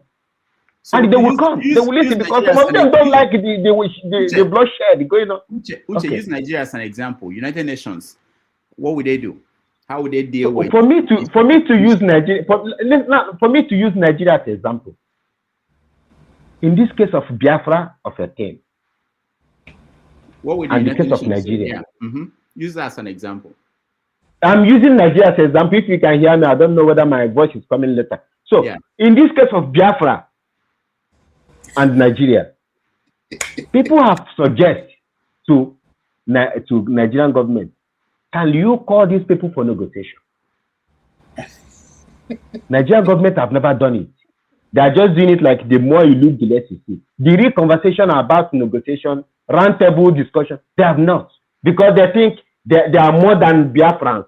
They are more than this IPOB. They are more than this Masob. In fact, it's for them to let themselves down. But this is a country in a country. You have to call them to negotiate. So the UN will call Nigeria to negotiate. Is that what you're saying? No, you asked me to give an example. So I'm trying to give an example based on Russia invading this and Ukraine or Israel and this Gaza. Israel has the power, and Donald Trump is supporting Israel to destroy lives over there, whatever they are calling it. The people that have say in Israel that can call the president in order, this is the people United Nations supposed to invite to discuss this issue continuously. Okay. Not being partisan. I got you. Okay, thank you. I just want to get, I want to get exactly what you mean, because I teach this in school and I try to. I just want to give an example. I just want to give another example. In Italy, I'm coming. Just a minute. In Italy, we are saying, I saw last time ago, about maybe some months, their military, they are trying to arrange or prepare or service the equipment, and time to time, there is a company where I work very close to that company. There is a kind of interest they have. There is a lot of money, or that place, their economy is booming. A lot of taxes come, so governments have interest there. They came there they try to service whatever that maybe if there is a problem in Italy based on this problem of Russia and Ukraine based on European something. So they're trying to, they call it justare. They're trying to justare everything in their country for them to be prepared should in case. If this thing now come over every European in this issue of Russia and Ukraine. So it's a serious matter. It's not just this problem is going beyond how people see it. So my prayer and my suggestion, they should go further and make consultation and solve this problem, this war here, and not allowing Donald Trump to be pastor. All right. Thank you. Thank you so much, Uche. Let's get other people involved in the conversation. Thank you so much. KJ. Thank you so much, Dr. Damages. Thank you also, Uche. I was smiling because I think Dr. Damages is gaslighting you and you are going along with it. No, because I don't know what he wants you to say because listen. Of course, it's a question. It's a question. So I have to answer him for me to make him to understand very well. Thank you. The United Nations has outlived its usefulness. That's it. Not today, long time ago, because they left the major charter, charter which formed the United Nations, and started following mundane things that don't make sense to a lot of countries, and of course, and then totally forgot Africa. Africa was left out, even though at the time of the formation of the United Nations, African countries were still under colonialism. But having come out of colonialism, African countries were not put into place. Rather, were used as, second 11 when they want people to go and stop peace and all that. They call African countries, and Nigeria has been one of the major contributors to that second 11. But having done that over the years, African countries have never been considered as a partner in progress. Consequently, when it gets to providing human life, Africa is called upon. But when it gets to taking a seat in the permanent position, Africa is nowhere to be found. And I said that with every sense of responsibility, that it is not today that we should have, called for the action which Ruto of Kenya is calling. And that's where I want to anchor my own argument. He made a very profound, statements that African countries should check up and have a reason to meet and say to these people, if you are not going to give us a position to now be able to defend our people or make our own views known to the community, then we should also go ahead and exit the union. It's just like, long time ago in my master's, I was writing a paper and I said, what is common in the Commonwealth of Nations? What is common about the Commonwealth? Nothing. The only thing common about the Commonwealth is that Britain gets to tell you what to do. If not, after that, what else is common? What's common? Okay, Britain gets to get our resources and do whatever they want to do with it. Apart from that, what else is common among the Commonwealth? And then from the millions you get from Africa, you give us pieces and pieces here and there, and give us stupid NGOs that don't do nothing but try to tell our people not to behave in the cultural way that we're known to behave. If not, what else is common in the Commonwealth of Nations or Commonwealth of States? Nothing. So we should wake up from this nonsense NGOs that are formed here and there that don't really help have never helped, and it's not going to help. I see people celebrating that the UN the World Bank or whatever is IMF is supporting. Why wouldn't they support Nigeria? Support Ahmed Tinubu?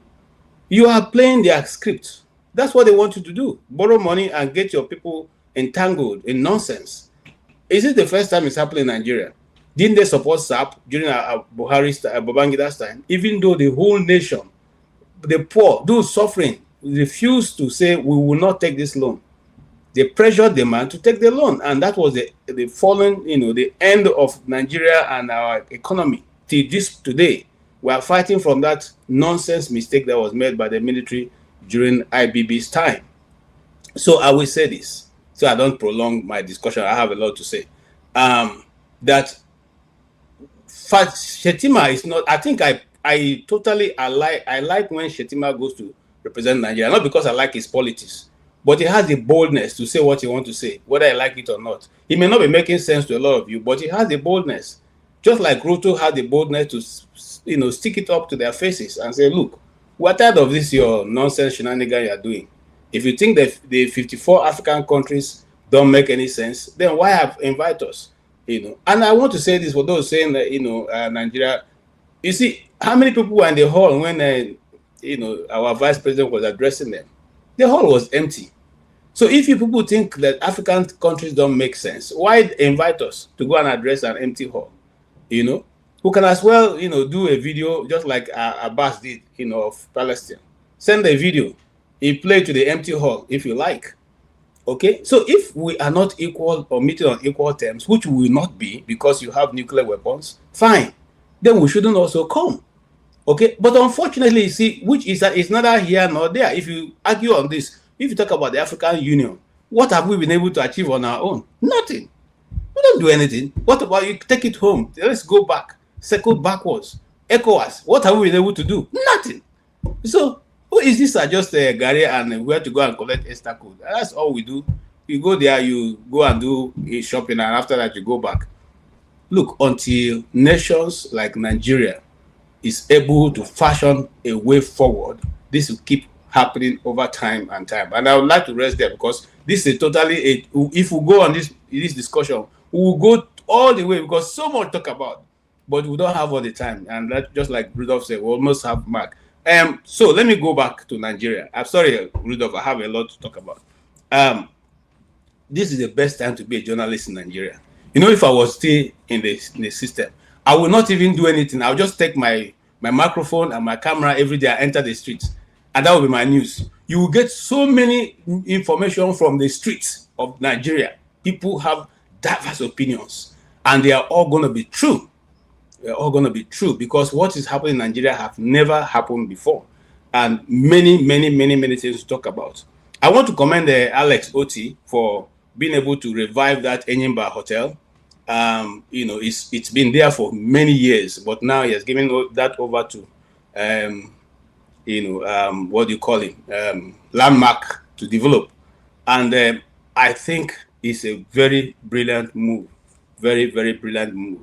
How do you become a member of the UN when you don't have justice in your country? Simple justice among your people, not against other nations, among your own people.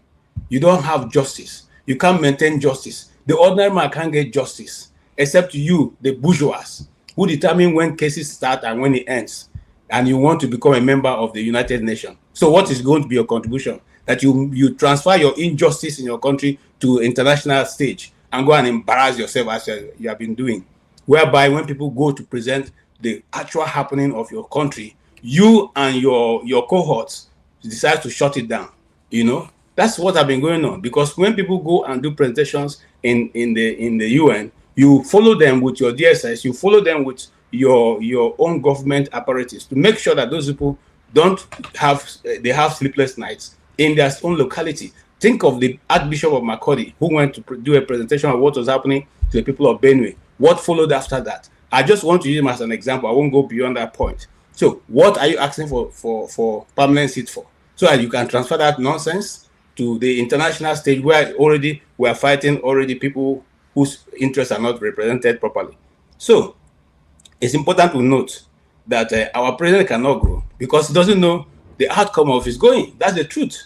Nobody can say, if you remember the story of Noriega, he was in his country when they went there to pick him up. So if you're not sure of whether you go and come back, my brother, it's better you stay back in a place of your comfort rather than putting yourself out there. And Trump's presentation can be argued both sides.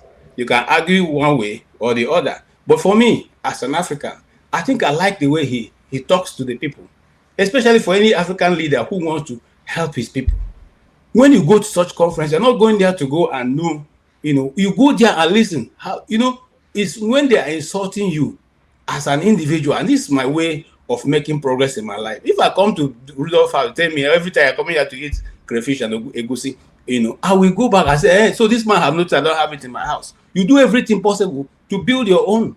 I think that's what African leaders should do, especially Nigeria. When you go to such a conference, you take what the leaders of the world are saying to you, okay? Whether they are saying it in just to disdain you, you take it, go back.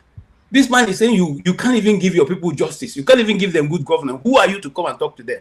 You go back and say, okay, so now they can tell it to us in our face. And then you adjust your stupid government and know that the people of your country is the first the rallying point, okay, before any other person. You can't bring justice outside when you can't give it to your people.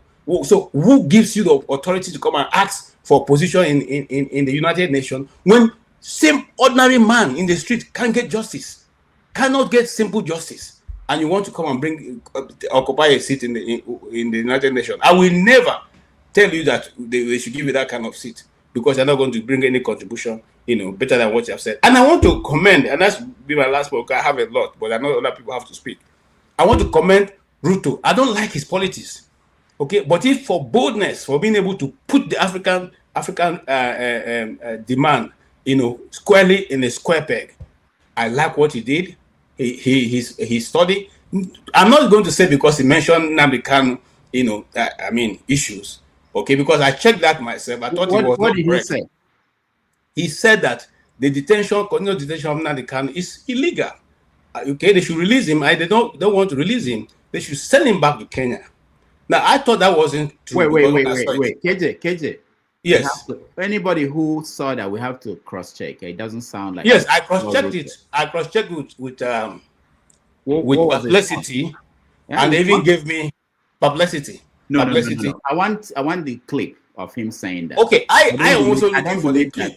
I can bet you that he didn't say that. He didn't say that. Why Ruto will go? He didn't say that. There's no reason why Ruto said that. KJ, this is how it works, eh? There's no all right. reason. Okay, hold on. Let's not waste our time going there. Yeah. If he said he didn't say that, it's okay. I withdraw that speech, but I'm telling you that it doesn't make sense. I also asked for the clip. Yeah, I asked for the clip. What publicity did for me was to forget about this thing. Forget about it. Hold on. Let me talk now, bros. Okay, go ahead. Now, I asked for the clip. He didn't give me the clip. Rather, he gave me a portion of his address, and I left it at that. I'm not going to. Don't leave it. Don't leave it. Go ahead. Now, hold on. If it's not true, it's okay. I withdraw that. What I'm simply saying that the man was able to put the views of majority of African countries across, and that's why I end it. He was able to put it across. Whether Ruto said that or not, the position of the Kenyan court is very explicit, and that is, that also stands. Okay, so let's leave that apart. What I'm simply saying is his position, he's being able to articulate what should be done or what Africa is demanding is very, very clear to me, and that's where I stand. Thank you so much. All right, thank you. Dr. Rudolph, I think you're not going according to the order. I was the third person, Mr. James and Show. I let Uche speak. Now, KJ, you can bypass me. That's not fair. Let him go. Maybe you're missing the order. Let him go. He's losing his own front. I was in before you. It's just that I didn't put on my camera. Comparable facts. Hold on. I don't have to follow any order. We make decisions. Okay. Yeah. So please, let's not stop the show because of whatever. Just be patient. It will come to you. All right. Go ahead. Comparable facts. Is eager to compare his facts. You want to go? Thank you very much. KJ, I don't know where you get that information, but that was a fake news because I watched a little bit of the transcript, just the transcript. I didn't hear that from the transcript. I didn't watch him live, but I watched the transcript. I didn't hear him say that. So I don't know where I thought that had been dealt with. I will move on. That's not accurate information. That has been dealt with. Let's move on. Don't use that to waste your time. Well, that has been dealt with. Thank you very much. So we're speaking about the UN something.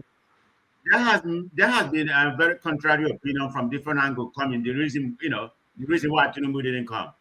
One of them, because he wants to focus on domestic issue because of what's going on, the insecurity, and when has that become an issue in Nigeria? We know how long he's been traveling France and UK or whatever, but that's what the presidency say. First, he wants to focus on domestic issue. Then secondly, travel schedule, because he just came back from China, UK or something like that, it may not be conducive for him to extend the traveling, going to UN again. That may not be, important. Thirdly, I'm just giving you what the presidency said. Thirdly, was the cost of governance. When has Nigeria, the presidency concerned about the cost of governance? That's why he didn't go. But having said that, how you going to say cost of governance? Do you know how many of Nigerian diplomats that left Nigeria and went to UN to welcome Shettima? I don't know why they are going there. Abike Dabri was there. I don't know if anybody saw the clips. Abike Dabri was one of some other ministry. They went there to welcome him. They was already there. I don't know how long they've been there already. So when Shettima was coming, it seemed like Shettima was going to their own country. I mean, you have this big delegate that welcomed Shettima to the UN, Nigerian people, So, I mean, they are contradicting what he said about the cost of government. You have very high, big delegate going over there to welcome you. What does that say? So when the presidency came here, lay up that propaganda, that doesn't make sense. Did they think we are stupid or whatever? I don't know. I mean, sometimes the president, they don't come with something can be more reasonable, constitute as something rational. I mean, it's all is lie. So let me go straight. We are talking about why. I don't know. After all, Tinubu has been here once, to my own understanding, right? The first time, and he was here this year. I think he stopped over in California before he went to Japan. That's what I read. Yeah. They say he stopped in California briefly, a couple of he did. hours before he went to the last trip that he went to Japan. So I don't know how far that is. Who said he did? I read Yeah, it. he did. He did. No, you comparable fact. Somebody is saying he did. I want to know who is saying that. He did. Say your name. I can't see the faces. Dr. Kelly. Oh, Dr. Kelly. Okay. Yeah, he did. Yeah, he did stop in California before he went to Japan. So this is like about 2 or 3 weeks ago. No, about a month ago, whatever.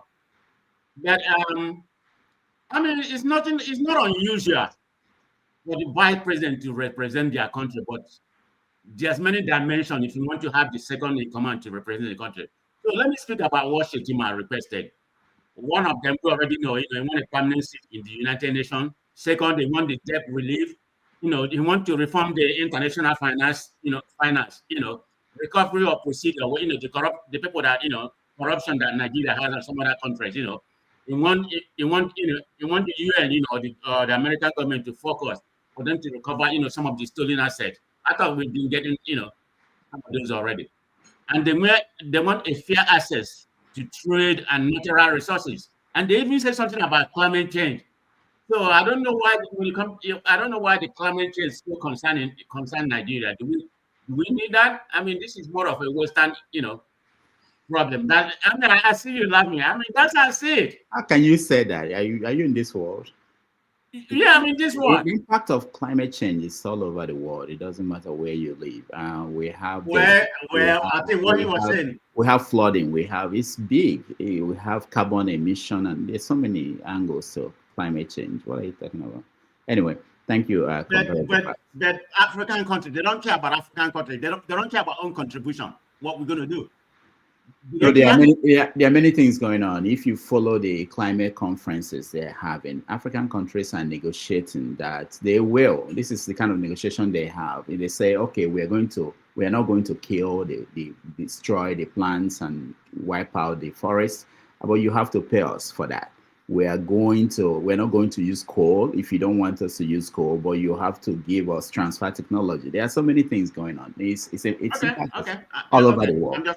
I agree with you. I'm a climate control advocate, but I was just looking at it from Nigerian, perspective. The way people about their raising or something like that. What is the importance of we, joining the climate control global whatever? How's that supposed to help Nigeria? So that's the way I look at it. I'm not saying it's not good. We don't need climate control, okay? So don't misunderstand me, Dr. Rudolph. All right. But having said that, I would have liked Tinubu to come because people don't really understand, because the vice president, it doesn't symbolize the same thing. Because if Tinubu had come, he would have symbolized more of authority. I mean, the information, the request, whatever you're requesting, coming from, the head of a country, the diplomatic authority in that regard would have been more received compared coming to, vice president. I mean, that's the way I look at it. And there's some moral and some political weight whenever a president speaks compared to a vice president. There's no doubt about it. and the way people is going to respond, some other country is going to respond compared to, you know, a second in command speaking. It carry more weight. So would have Tinubu make a difference? Is he going to come here and see Balabulu or whatever? You know, maybe the way he articulates some of his people may not, you know, people may not understand him. But you know, Shettima spoke well, in my own opinion. You know how audacity and how bold he can be, and he speaks pretty good, you know, in my own opinion. So it can go both ways, you know. And I don't see all these kind of requests. They are requesting like United Nations, seat of United. You know, it's not going to come to Nigeria. Let's be fair. We know, you know, Nigeria has been asking for it even during Obasanjo time, and that was when Nigeria was, you know, was giant of Africa. We are no more giant Africa. Let's call it a spade a spade. We probably rank number 4 right now, something like that. If there are going to be a UN seat, you know, that is going to be portioned to Africa, it's going to be neither South Africa or Egypt. All right. I mean, Nigeria doesn't carry the weight they used to carry before. So that's why I said. So I'm not going to label you, you know, hopefully. Well, and let me speak a little bit. I don't really want to talk about. No, we don't have time. Sorry. You know, let me. I'm thinking about all the people who are here to speak. And 30 seconds. Go ahead. Well, I was going to speak about the UN, you know, how they work out, how about 2/3 of the people work out, you know, when Nyanya was speaking. I don't know if anybody has watched the clip. You know, a lot of the diplomats, they work out. And when he was going home, you know, he didn't go through Europe. I guess he was, you know, because you know, the issue order for arrest of him. He went through another route. That's what I had. He didn't want to go through the European country. So they don't get to catch him. I don't know how fragile that is. But anyway, let me just stop here. I have a lot to say, but Dr. Rufus is truncating my analysis. But anyway. All right. So one day we'll make you a guest. Let me say that I'll give everyone coming up 5 minutes. I think it's fair enough. Otherwise, people spend more than 10 minutes, so we can get through everybody. Ovie, you have 5 minutes. Dr. Lamy, this is 4 weeks in a row. As soon as they reach my time, you flip, you change, you to the time. I'm telling you, and they assemble my lawyers. I'm just trying to be fair to everybody. You know, there are people who may not get a chance to speak. Go ahead. Okay. Anyway, there's nothing more mesmerizing to see Californian and New Yorker going head to head over the policy that they both champion. You know, it's very it's very entertaining. If you know the American, you don't go understand that. Sasha, Rudolph, please, can you put me at the back? I will come up later. Thank you. Okay. There's an go ahead. Go ahead, Ovie. Okay. I think Dr. Damage, I will start my story from continue my story where I started from. Remember when I say that the European NATO or European Union, as you see it, is done, and you come to at me hard that I should use the proper, you know, language to describe. So that's where the story starts. Also in conjunction with when I say America is going through cyclical change. Every 80 years, institution will have to be overhauled. UN is not going to be any different. They midwife it, they oversaw it, they brought it to life. And if they are saying enough is enough, I don't think anybody will take them serious. Is at his own risk. The only way I think this UN will continue as it is when Republican lose election by 2028. And my supplier will rightly inform me that Republicans are going to be in power at least for the next 3 to 4 electoral cycles. So, and that marks pretty much the end of UN as we see it, just like every other institution that they oversaw for the past last 80 years. And I'm saying this because, again, it's also boiled down to, those people who are so educated that they are so far gone from the reality of the majority that they don't know what is happening. Just like what KJ was saying about the NGOs and other institutions, which is what Donald Trump criticized. If you go back and listen to his first speech at the UN when he first come to power, he criticized all those institutions, and he continued from where he starts with this couple of days delivery, focus on nationalism. How, in fact, he went ahead to say that there's no way that we actually take anything about, I'm paraphrasing, anything about UN serious, or take people who are not elected people serious. In other words, nationalism is at the front of everything. Now going forward, it's all about transactional. They are ready to deal with other nations individually rather than the way it is now. I mean, I don't see any reason why anybody should not just pay attention and watch, because they know why they set it up. And if you are not saying that it's over, if you had been the president, again, I think I would rather take that serious, as I said, until power change. Because again, the patronism that you are seeing, that is, going through around the world, favorable towards the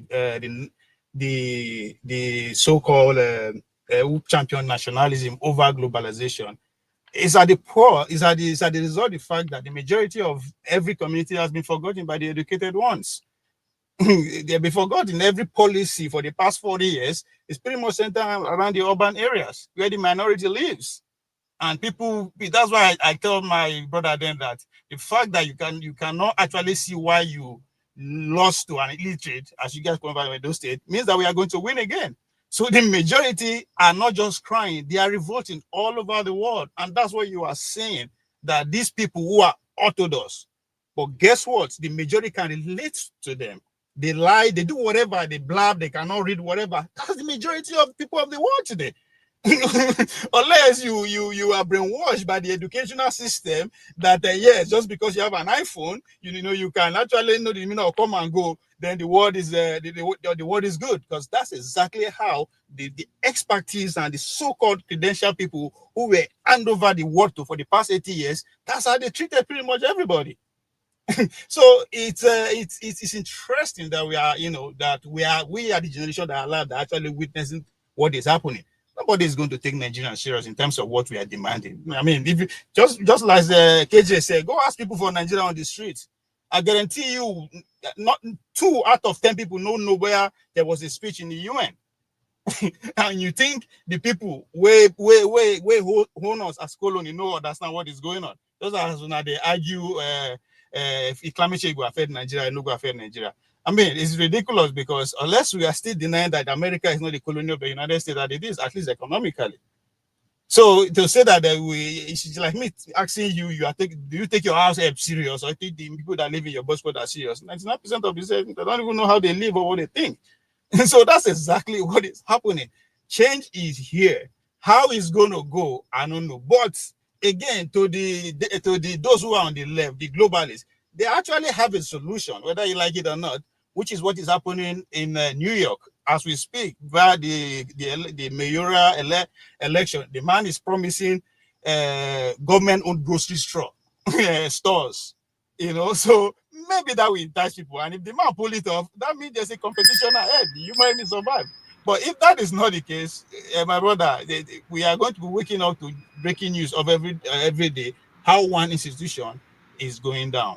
So whether, as I said before, if you don't know what time is it, it is the time of the poor, the uneducated, and all over the world we are the majority.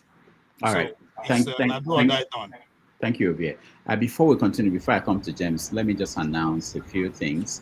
Last week I announced on this show that we are going to have Hawa Ibrahim.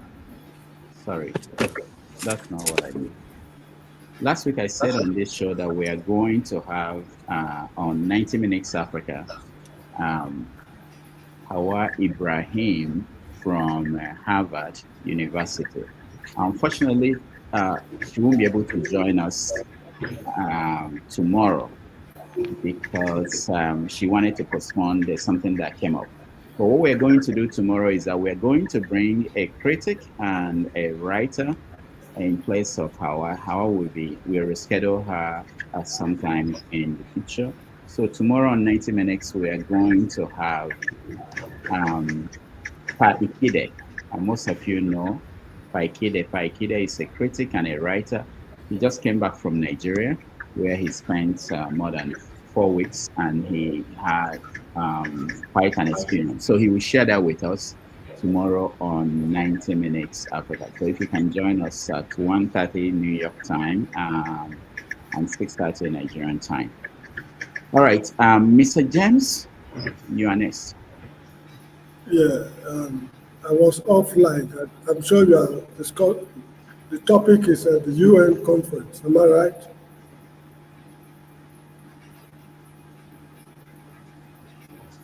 I can't hear you. It's Nigeria and Africa and all the things that happen there. Any angle you want to take, you have 5 minutes. Now let me look at it from this, should I call it a fiasco mission to the United Nations. It was an exercise in futility as far as I am concerned. Other people might have their own opinion. I still remember those days. I think I was in university or so, when Obasanjo was vying for the Secretary Generalship of the United Nations. There was the cry that it is the turn of Africa, it's the turn of Africa.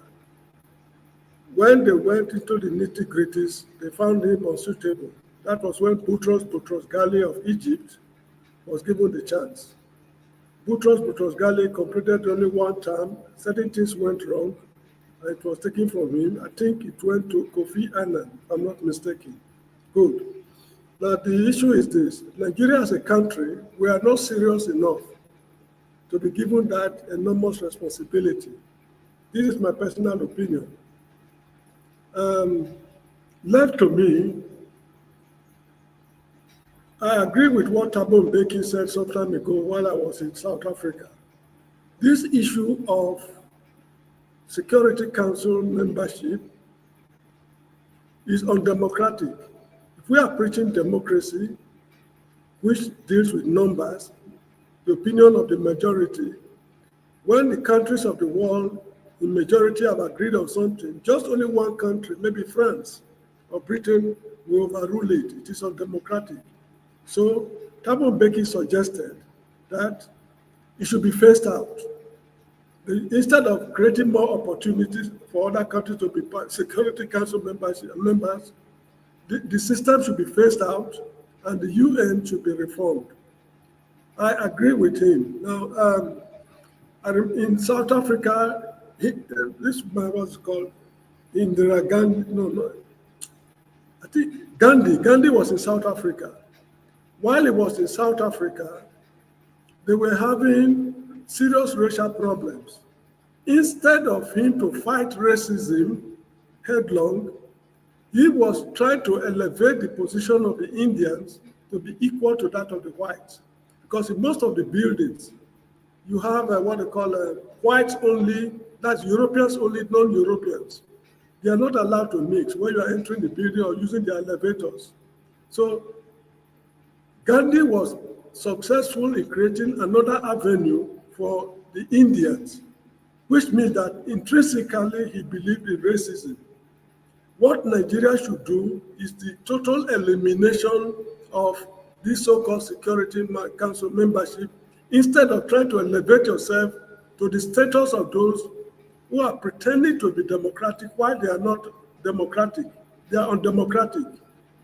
So creating another opportunity for Nigeria or any African country to become a member of the Security Council, we are just, we are approving the undemocratic processes in the United Nations. That is one way of looking at it. Then this so-called United Nations succeeded the League of Nations. At the end of World War I think as a result of the Versailles Treaty of 1919, the League of Nations was formed to work towards world peace. 1939, another world war broke out. At the end of the war, they felt the League of Nations is not good enough to maintain world peace. That was how United Nations came into being. Those who formed United Nations formed it in their own interest. No African independent state of today, with the exception of Ethiopia, was present when the United Nations was formed. Liberia technically was not independent. It was more or less a vassal US territory, even up to today. So whatever they are doing in Liberia is strictly American interests they are protecting. So it was only Ethiopia, if I'm not mistaken, who was there to represent Africans when the organization was formed.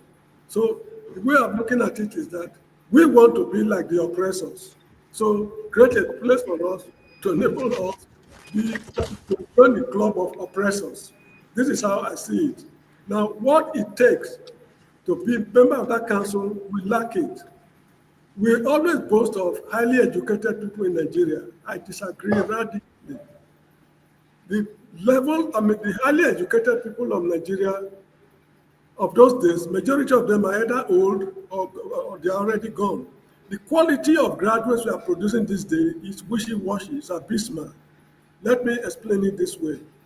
Look at people like Wole Soyinka, Chinua Achebe, Cyprian Ekwensi, Lechi Amadi, Amos Tutuola. These were writers of a generation who attended the University of Ibadan that was established in 1948. Now, that class of people, they distinguish themselves. Why is it that we are not producing more of Achebe today? Why is it that we are not producing more of Wole Soyinka? Why is it that we are not producing more of Amos Tutuola, Lechi Amadi, and those fine writers? The reason is because the standard of education we have today is abysmal. Please, in conclusion, just listen to Arise News analysts, especially Hosseini Rufai. You will hear him rubbishing professors.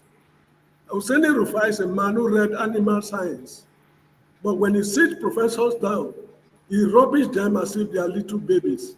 So this erroneous impression that we have highly educated people in Nigeria, we should just try to forget it and revamp our educational system. And if we want to represent Africa in any way, it's not through United Nations Security Council.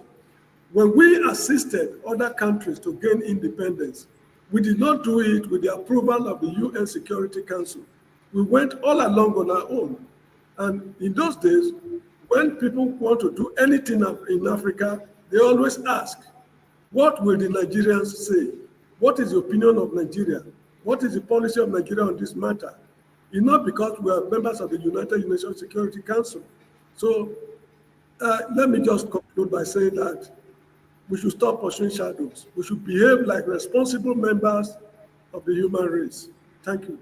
All right, thank you so much, Mr. James. I hate to always interject, but I think going forward, I'll be doing more of that. When Obie was speaking, Obie was talking about, kind of supporting that the UN is of no use, it has no, purpose, like Trump questioned, what's the purpose of the UN? But if you look at what Trump said, he said that UN, they were all writing letters and making speeches and they don't take action, which a lot of people agree to. But it was only James that pointed out one of the issues with that, which is that the permanent members, those that have veto powers, they make it impossible for UN to take any action. There is no issue today in the world that everybody will say, let's do this. One person will veto it, Russia or China or America or France or Britain. And that will mean there won't be any action. So that's one. I wanted to point and make it clear so that people understand. Even Trump that was saying that knew that America vetoes some things that, you find out that more than 90% of the world will say we want to do this. America will say no. So how does it turn to become a proposal organization? Can I correct my point? No, that's what we are saying, Rudolph. We are saying that, so let's sit down and realign ourselves with the present reality. We cannot continue to say these 5 members will not allow. Yeah, but I'm getting to that. So that's not what I meant, though. No, the reform that Mr. James was talking about, and it has been going on for a long time. How do you reform it? And part of the drive is that the world has changed from that period, the Second World War, the end of the Second World War, where the winners decided how the structure will be. And part of the argument is that there should be somebody representing the Latin American countries or countries in the Southern Hemisphere, somebody representing Africa. They didn't pick which country. We haven't even gotten to the point where they will agree. But the issue I have with what James is presenting is saying that the ideal thing, James is more like idealistic. We should just, instead of saying that we add some countries to the permanent representatives with veto power, we should just abolish it entirely.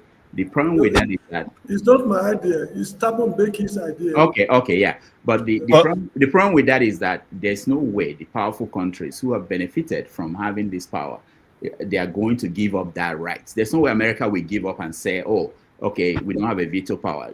All these small countries can vote and then say that America is punished for anything. It's not going to happen. So, Doctor, sorry, let me finish. Let me finish now. Okay. All right. So the problem with that is simply that there are two ways to look at every issue: the realistic way and the idealistic way. James is being idealistic in terms of what you want the world to look like. But reality is that China is not going to give up their permanent veto power. There's no way Russia will give it up. If Russia didn't have it, Russia would have been finished by now, because the rest of the world can gang up against a particular country. So in that regard, they are now saying, Africa is now saying, you know what? We know this reality. We want our own, and they are resisting. Yeah. They are resisting. I don't understand, but anyway, it happens. They are resisting. You know, they're saying that we have to have at least one country in Africa with a veto power. And if that is the case, you know that it would have been difficult for them to go to Libya and do what they did in Libya. If there was an African country with a veto power, that country would have said, no, I'm not supporting the UN or NATO. If there's a powerful country, let's say Nigeria is a nuclear state, nobody will go near Libya, UN or no UN. Did we not go to Liberia without UN authorization? Okay, that's a different comment. I don't want us to drag this for long, but I just want to point out some things. Yeah, go ahead, Javier. Yeah. The point I'm making is I'm not zeroing on the reason they want to either this inefficient or efficient. I'm just saying every 80 years, America undergo the destruction of their institution, and this is not going to be different. Now, the reason they are giving, I am not saying I don't know why they are doing that, why they want to do that, but the reason they are giving is that, especially the Trump administration, they are saying that the past 40 years, some people or group of industry have taken advantage of those institutions to use it to their own personal gains, so-called NGOs. So that is the reason they are giving. So I am not saying, oh, it's because of the security or whatever. I'm just saying, regardless of what the reason is given out there, the time has come, the time that they have stipulated before they even set it up has come for them to change it. Regardless it's working to their favor or not, it will change. And again, let me put it out there. America don't listen to anybody. America do whatever they want, unless they don't want to do it. Whatever they want, they do it. Nobody, even when Iraq is a good example. The United Nations, everybody's against it, but they went anyway. So they don't actually listen to either the EU or anybody, but they know why they set it up. So that's the reason I'm saying that they actually spearhead the setting of the UN, and they are actually now leading the destruction of the UN. Thank you. Let's go. Dr. Rudolph, a minute. Let me give you a breaking news from Nigeria, please. You know Mama P, the activist from Edo State, right? She has been arrested, you know, because when she came back from Abuja early this morning, because she confronted Abure while she was in Abuja. Now she has been arrested. She was confronted by the thug at the airport. They beat her up. Police has now arrested her in Benin City. So right now she's in jail. They just developing. All right, thank you. Why obedient they fight themselves? What's going on? All right, let's hear from. We are running out of time quickly. Let's hear from Ibo Bezex. I'll present this and go about my business right now. On the United Nations, which is the topic we had. First of all, the reason why at Basics Express we don't break news is because anything you hear, anything you read on this internet of a space now, you can turn around the next moment, you'll be scratching your head. Did I or did I not read that? Or did I not see that? So unless somebody like Rudolph is there and saw it with his own korokoro eyes, and then he puts it out, because I have a direct communication, I will say, yes, I will take it and run. And unless this is a policy that we practice, our person on ground, he saw it happen. He saw KJ shoot somebody with his pen, literally at Uzuakole. And then he reported back, this is just what happened at the last Uzuakole. We can take that and move. Just like I asked here, one Jerome person had made a presentation that P2B, that Trump praised P2B, blah, blah, blah. with even a picture of Trump and Peter Obi. And I made mention of that. Of course, Rudolph knocked it down that that's not true. I said, okay, no, there we go. So with everything happening now, the Nigeria everywhere, which was at the back and the bag of that lady that I saw. One thing I got from the lady on my brief conversation with her as we were walking down towards the Nigeria house, she was asking, what about the Nigerians? She's not talking about those of us who have come to Parley at the United Nations. She was saying the people of Nigeria should really, each and every individual should be involved in anything that is going on. And by so doing, our leaders would hear our people and do the right thing. That was the brief. She was appealing to the populace, to the masses, the people we call Nigerians. So going forward still on this United Nations thing, that Tinubu did not come to the United Nations. I just have a question to ask. When Maradona was playing soccer in the World Cup, can you imagine any day that Maradona did not show up at the finals when his people were playing a final? So I would liken Tinubu's absence, Alhaji Tinubu, his absence to the United Nations and sending Shettima. I would just paint that picture of, let us think of why Maradona did not show up at the World Cup. It's a line to think about. And I would also try to talk about one thing that we haven't talked here. Nigeria as a country, everything that the diplomats are enjoying today or participating in today is a result of many years of Nigeria's participation, not just participation, Nigeria's sacrifices and being dribbled and everything else that Nigeria have done. That is the reason why we still show up anywhere, and that's where Nigeria is everywhere. So we are still an integral part of the world. The only final thing that I would like to say is when the President of the United States, Donald Trump, spoke to the people, and we saw it on TV as he was speaking, so we weren't told. And he said, your countries will go to hell. That one word, that you will go to hell. I wondered, and I don't have any criticisms as far as that is concerned, to those of our countries who were there, who were told to go to hell. I just had a question to ask. Has Mr. Trump gone to hell before? Does he know what hell looks like? And has anybody who has gone to hell come back to report to us what hell is before you ask anybody to go to hell? So let us be careful what we hear and what we say. I'll just say that, conclude with soldier come, soldier go, barrack go remain. Nigeria House, which is the closest thing to us here, is still there. And what I saw, what I witnessed, a lot of eye services going on in the houses. I spent a whole day there, and I would just advise the politicians to be wary of those eye services. Finally, if Nigeria refuses to come to the United Nations next year, I mean, don't come. Don't come, don't show up. And your reason being very simple.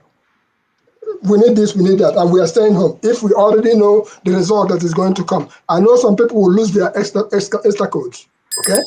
Can we make that sacrifice and Nigeria won't come next year? That's my question. Thank you. Thank you so much. Thank you, Bob. And I wave to everybody. Okay, thank you. Let me, Mr. Dr. Kelly, if you don't have any health issues, if you don't mind, can you sit up? We actually don't allow people to lie down. You are muted, so he's out. All right. So let me see. I just wanted to point out just a few things. Mr. James, when you were talking about Shoyinka And Achebe, why is it that we don't produce writers like that anymore? This is maybe a generational thing. There are some people who will tell you that someone like Chimamanda Adichie, Tejuko, they're as big as Soyinka and Achebe of today in terms of relevance in the international scene of writers. But anyway, it's a point I wanted to make. The difference is in numbers. It's just Chimamanda in our times. But back in the days, we have back in the 60s, we have more than 5 people, as Mr. James mentioned. But today, it's just Chimamanda, if I'm not mistaken. No, there are more than, you just may not know them. There are more than 10 people. I can mention 20 writers who are big around the world. So the question of whether you knew them or not. All right, let's go to Ike. Ike, welcome to the show. Good afternoon. Yeah, how are you? Good morning, good evening, everybody. Happy Saturday. What are we talking about? Well, I just want to listen. More or less, Nigeria more than the United Nations. The governor of those states said 2 million people talking to 2 people. In London, this is the kind of people we have in the government of Nigeria that go outside to speak for Nigerians and outside the world. Last week I said, the governor of Anambra State, your governor, is in America using the Anambra money to buy honorary degrees to make sure that he wants to win election. While the road is tying in Onitsha, rain fall and the whole road break into pieces. I said here last week that the people of Anambra State will do everything humanly possible that this man doesn't come back. He and the Chief Okachuku should not go back. Any other person that is contesting the governorship of Anambra State, but Soludo and Okachuku should not go close to Anambra government house, because with all his professors, he has shown us what he can do and what he would not even do.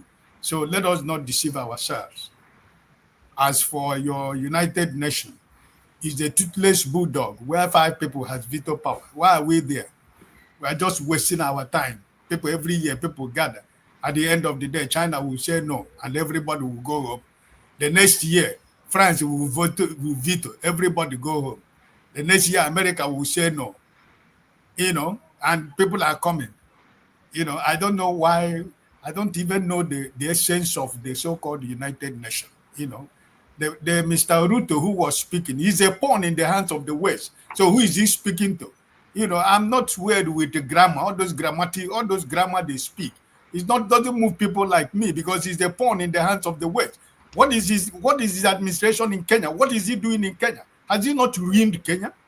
So he went to United Nations and put on suit and begin to speak big grammar. And people are hailing what he was speaking. What is he speaking? He's talking babadash. At the end of the day, you go at the back and collect his money from the people from the West. So I really listen. I really do not think that, like AJ said, you want a permanent seat at the United Nations. Come on, West Africa, ECOWAS here.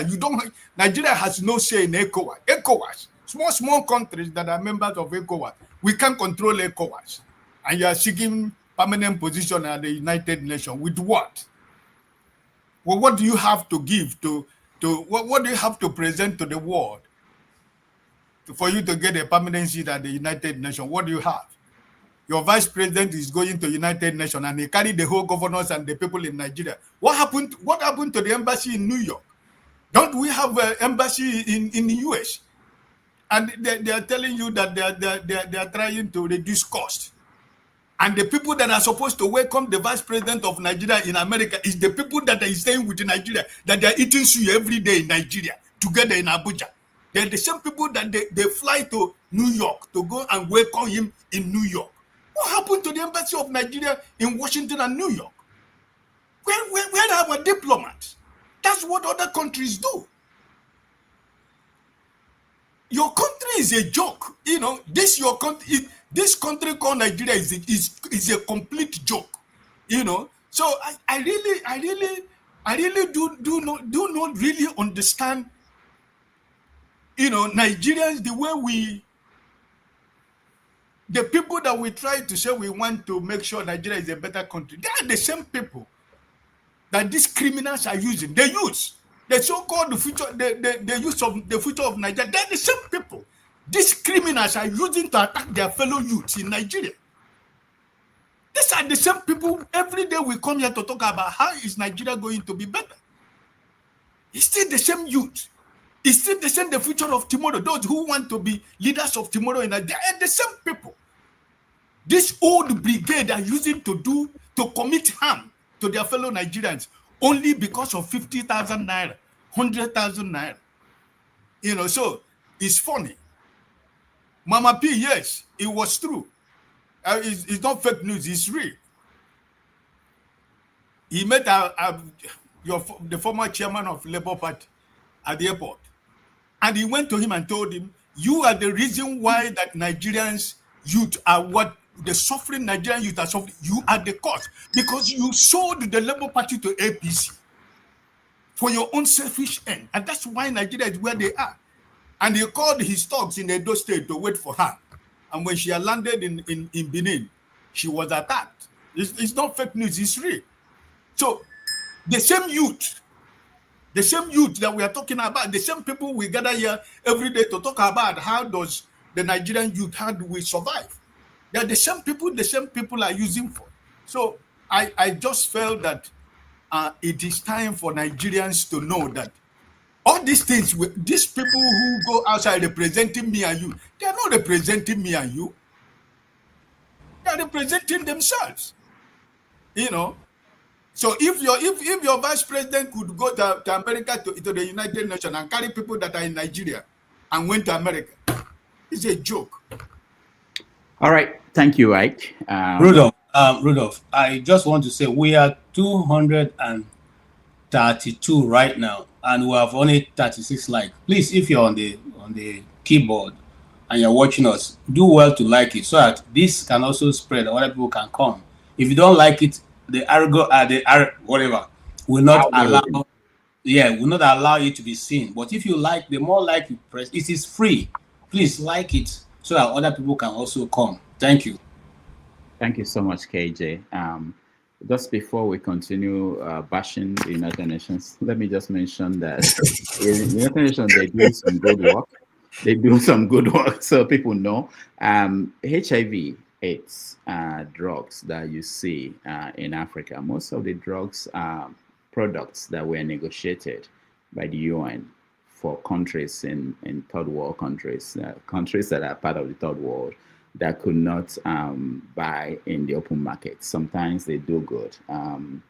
So I just wanted to point that out. It's very easy to bash. And there's something they can do. We know diplomats, even our own diplomats at the United Nations, they are handicapped. There's nothing, if you talk to some of those people, they will tell you, they don't have the funding. America pulls funding from them and then complain that they're not doing any job.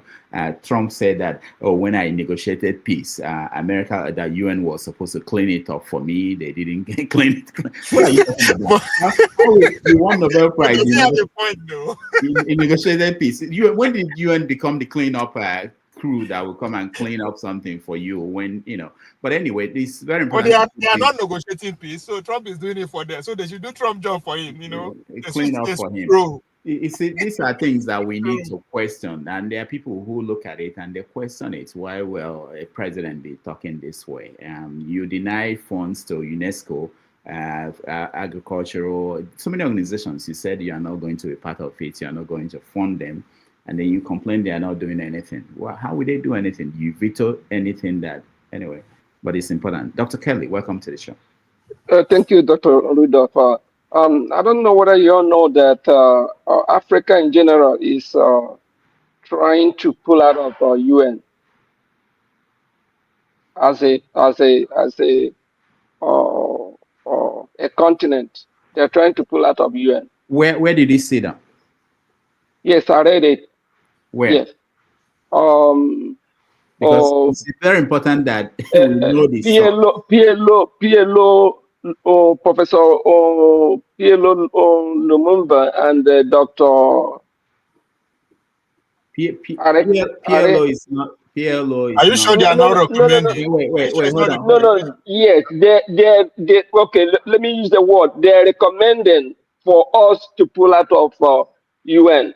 But let me. That's different. That's different from. Okay. Yeah, for people that are saying for Nigeria to be permanent or to be given a permanent seat in UN, do you know what it means to be a permanent member of the UN? That means you have a veto power. So how are you gonna tell me, like KJ stated earlier, that there's not even one single justice? In fact, even if you get the justice, it's not even been implemented. That UN is gonna look at you and give you a permanent member of the UN, and you're gonna stop America from implementing what they want to implement or anywhere they want to implement it. It is not going to be possible. It is not going to be possible.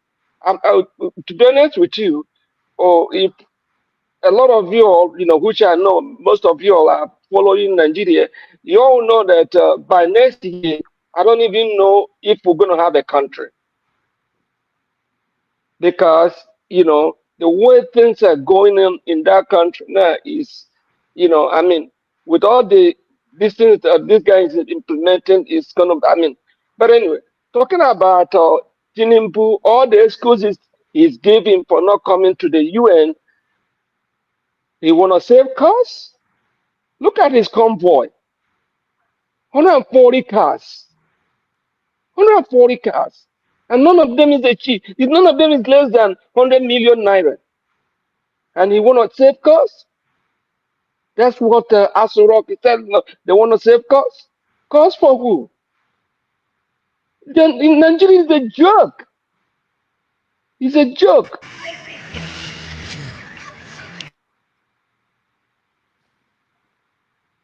Keep talking, Kelly. Okay, so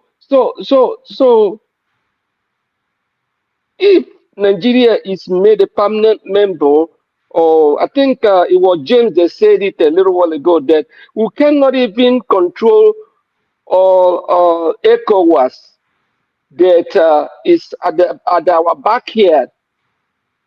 Now, how are we going to be permanent members of UN that will have the veto power to control a country like India? We can stop anything. We can control a country like Israel. We can stop anything, what they want to do. This guy talking about, yes, Dr. Rudolph is showing 140 cars, convoy, that this guy is, which president in the world goes with this kind of convoy? Which president in the world? And you're telling us to be patient, it's going to get better. Your policies are getting better, and IMF is deceiving Nigerians, because IMF is all they told to Nigerians is BS. We started hearing IMF, everything that they've told, all these poor countries. Look at all the nations that have improved or that have made progress since the 1980s. None of those countries has democracy. Democracy is a fluke. None of those countries, practice democracy. None of them. All right. So, go ahead, round up. Yeah. So,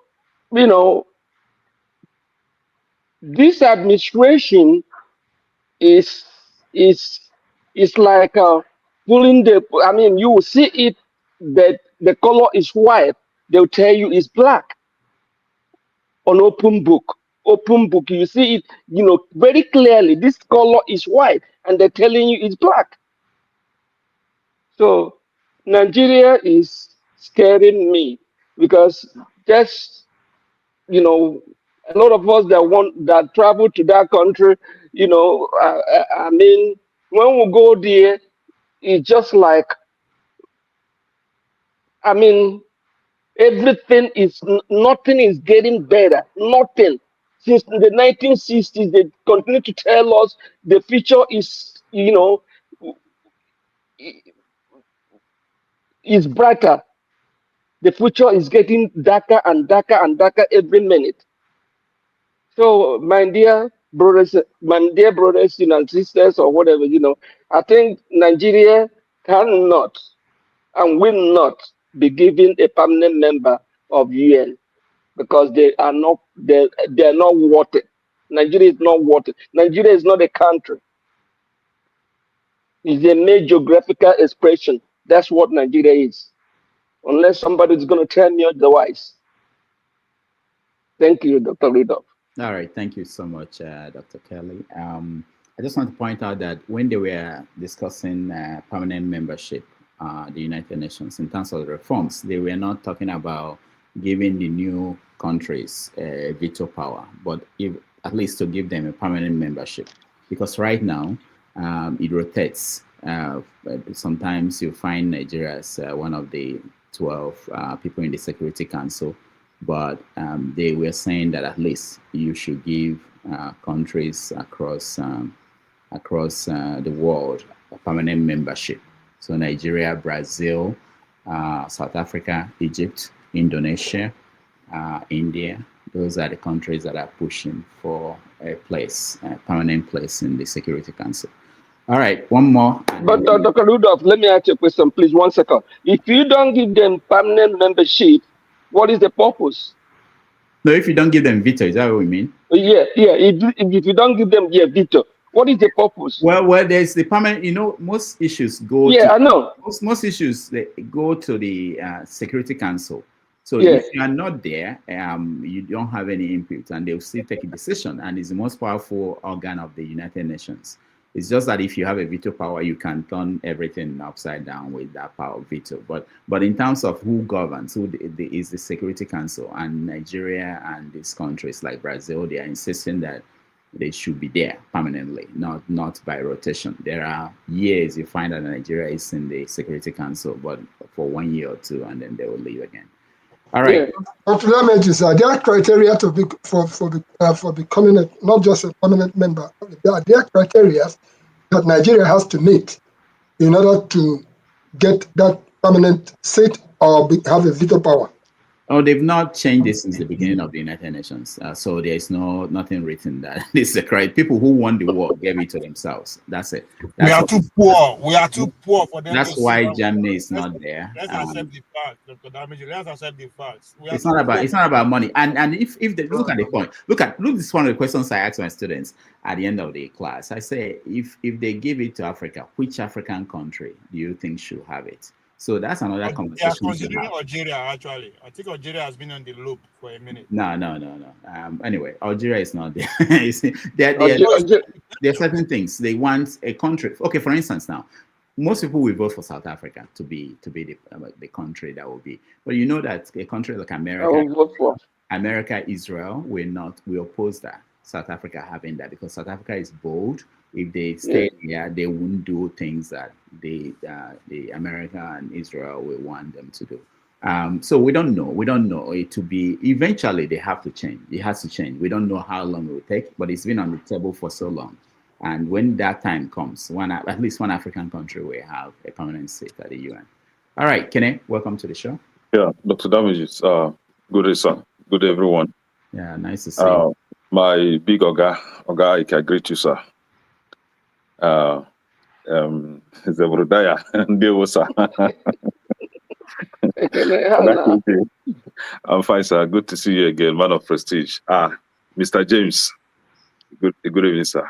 My brother, Opebelo.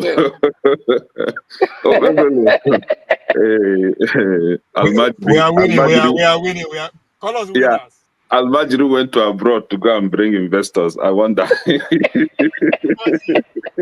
buy vehicle.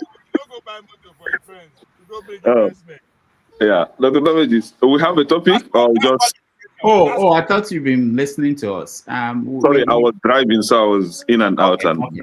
All right, we're rounding up on the issue of the UN Nigeria's participation, the speech of Shettima, Tinubu not showing up, the issue of Trump's participation, what Trump said. He said that people should, this is a point that we didn't discuss. Trump actually said that European countries allowing immigrants to their countries, that they are going to hell. And this is a big issue, but most Africans don't understand that because we ally ourselves. I don't know what side most people are, but the point is that European countries are white settlers in all these countries of the world, like Australia, New Zealand, America.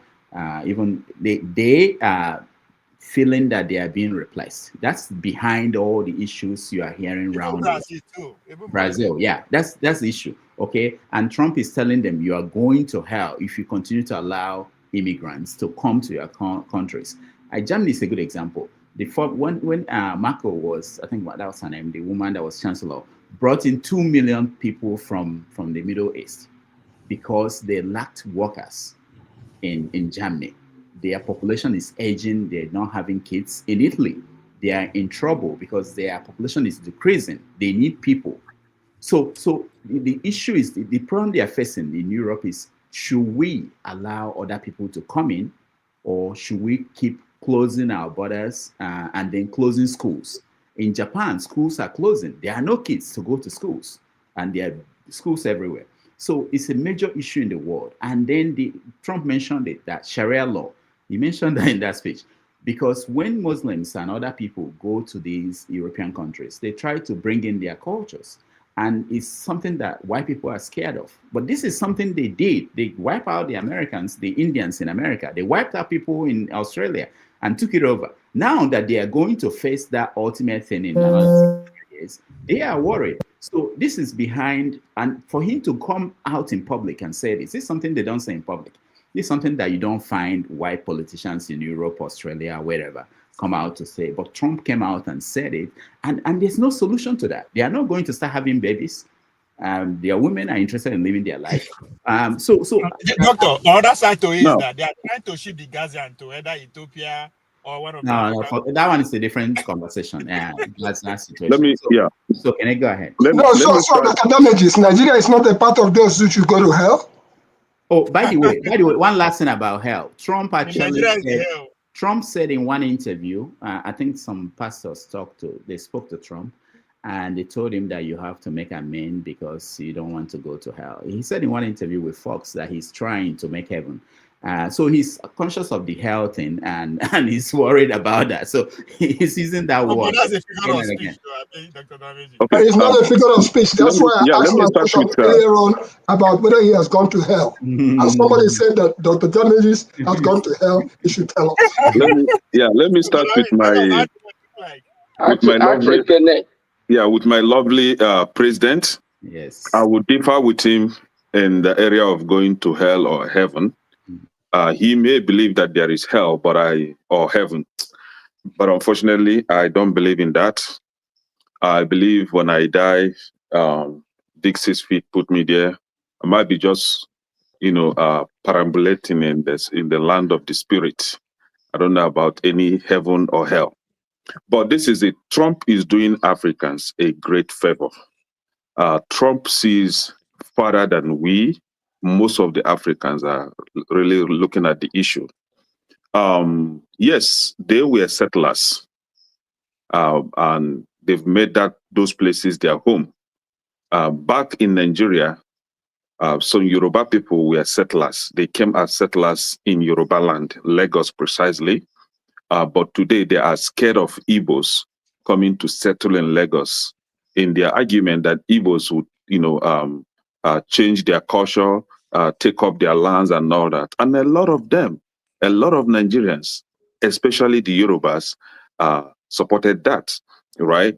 So you can't pick and choose. So if you support that idea, you shouldn't be condemning the likes of Trump that are fearful that you Africans are coming to dominate and change their culture. It's not wrong. It's not wrong when he made mention of the Boko Haram, Sharia law, and all that, right? Sharia law, we all know what they are for, to change whatever you believe in and dominate you using their own ideology. So I don't see anything wrong with that. We've seen how they run down UK. For some of us that are in UK here, you will tell us how you are faring in UK. They've run down UK. UK is as useless as Nigeria is even better than UK when it in terms of standard of living. Though you make money pounds, but you spend it and you'll be left with nothing. But in Nigeria, you make your naira, you still have some small change left, left for savings. So yes, I'm 100% in support of them. If you're an African coming to the Western world, you should be coming to impact and to also maybe take something back home, not to come and begin to do your terrorism nonsense in another man's country or trying to change another man's way of life. Yes, they did it in the past, but is that a good thing? No, that is evil. And that shouldn't be the reason why we should allow it to continue. If we want to condemn evil, we should condemn evil in its entirety. We don't choose and pick. But what they did in the past is wrong, but we shouldn't do the same to them. Because if they do that to us, we wouldn't like it. They did it to us in the past, we don't like it, we still complain. Now, we're talking about that Abado guy. See, I don't like discussing about this guy, but sometimes you don't just run away from discussing about him. Do you really expect him to come to the US? This is a well-known drug criminal that has some charges against him. He sent his boy, the vice president, to come. And as always, I don't know, somebody was complaining that they told him he was trying to save money. See, these are the stories we hear all the time. We are not mugus, we are not stupid. So we know that he's just saying that to his Abado supporters, those that believe whatever nonsense that come out of his mouth, the likes of Kulata. And one man went to more. How is that guy saying? Is he still alive?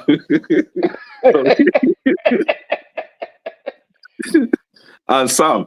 So those are the ones that will carry that propaganda, and begin to sing his hallelujah praises for him. And then we're talking about permanent seat in the UNC. Nigerians are like a child that has not crawled. When you crawl, you walk. You put the first step, you walk. But from belly, Nigeria wants to start running. Nigerians, they don't know their mates. You don't know your class. Nigeria is a classless country, but you want to compete with leaders, right? You want to compete with your seniors when you have nothing to offer. This is a country that could not contain the activities of Boko Haram in their country. This is a country that is known for high level of corruption. I don't think there is any country in this world that is as corrupt as Nigeria.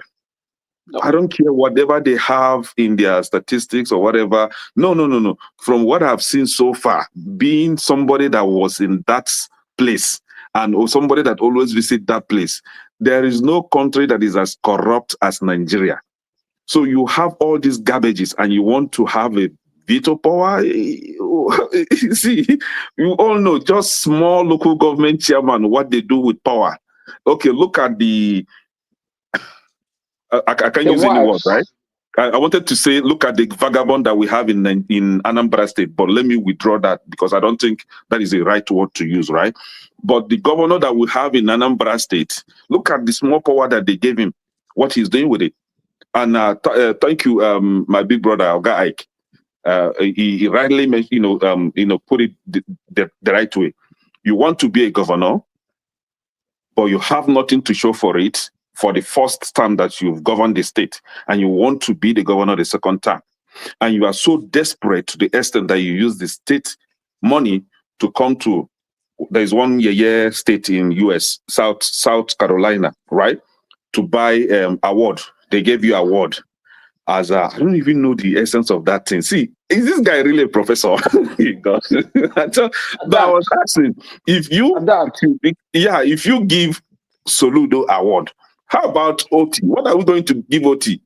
The entire world, Governor OT of Abia State. No, so this guy went and met some crop of clowns, his type, gave them some more money, and they cornered him at the one backyard and gave him one useless award, and that is it. That is the yardstick for voting for him for the second time. You have nothing to achieve. You build roads the next day whenever it rains, the rain will wash it off. And you want to be the governor for the second time. So Nigeria has nothing to offer. Personally, they should stay away from the UN. They have nothing, because they won't even represent us. Don't be surprised if you go to UN, that is when they will say Nigeria. They will say the remaining part of Nigeria. And things will get worse. Now, what do they call him? Is it Tinubu, right? Yes, Tinubu. And somebody will actually not at all. Somebody will actually want this guy to. God is my witness. No. To change anything in Nigeria, to bring any positive change in Nigeria. See, you guys sometimes I wonder if I don't know whether you watch Dr. Damages. Somebody is interfering. Yeah, even in the same Nigeria that you and I know that you are talking about. See, my brothers. I wish US the best, but for Nigeria, I don't wish Nigeria anything good for now until we do the right thing. All right, thank you, Kenneth. Last we were here. Dr. Rudolph, sorry, I have a question from the comment section, because when I was making my commentary, I talked about why is it that the vice president has to come with the people that are, all of them are eating Nigerian money, to come here and welcome him. We don't have embassy anymore. We don't have diplomat. Somebody wrote on the comment section that the man in Assorog have not appointed the ambassador. Is it true? Yes. Okay, he has not appointed ambassador, but there are no other diplomat. Is the embassy closed? Yeah, in New York. Who is Bianca Ojukwu? What is she doing in Finland? Who is Abike Dabiri? What is her portfolio? They say they don't appoint ambassadors. What portfolio does Bianca has? Okay, so of course Bianca, she's a minister of state. For Abike, she's head of Nigerian Commission. What do you call Nigerian Diaspora Commission, which is a commission set up long ago. But the point is this: we don't have ambassadors in most countries of the world. Tinubu recalled our ambassadors and didn't post new ones yet. I don't know why, and that's an issue. But it's tradition. What they do is what they always do. They come in with the same flight because the Americans or whatever country they travel to, maybe diplomatically they don't bring people, and sometimes they do bring their own people. They will line up. They will shake the hands of their own people. This is a colonial thing that will continue. Time now. He has 2 more years. He can appoint them next year. No, it's not good actually that we don't have ambassadors around the world. They do a lot of work that we don't know about, and there's no reason why he shouldn't. There are lists out there. He already made a list, but he just didn't want to announce them yet. They are cutting costs. No, actually, they don't have money to pay to take care of the embassies. You know, we're one of the countries in Africa. I think we have over 100 embassies and consulates around the world. We shouldn't have up to that. We don't have the money to maintain that kind of presence. This month to election, you go appoint them. Don't worry. I don't know why we're rush. Anyway, let's round up because we have to rant and close. I hope Forefathers is at the other end, ready to finish, start his own show. Hutus are not Yadis. God help me. Welcome to the show. We don't see your face. What's happening? Where is your light? No, Nepa took light. He's a black man. He's No. We like to see. We know you. Can't you see me?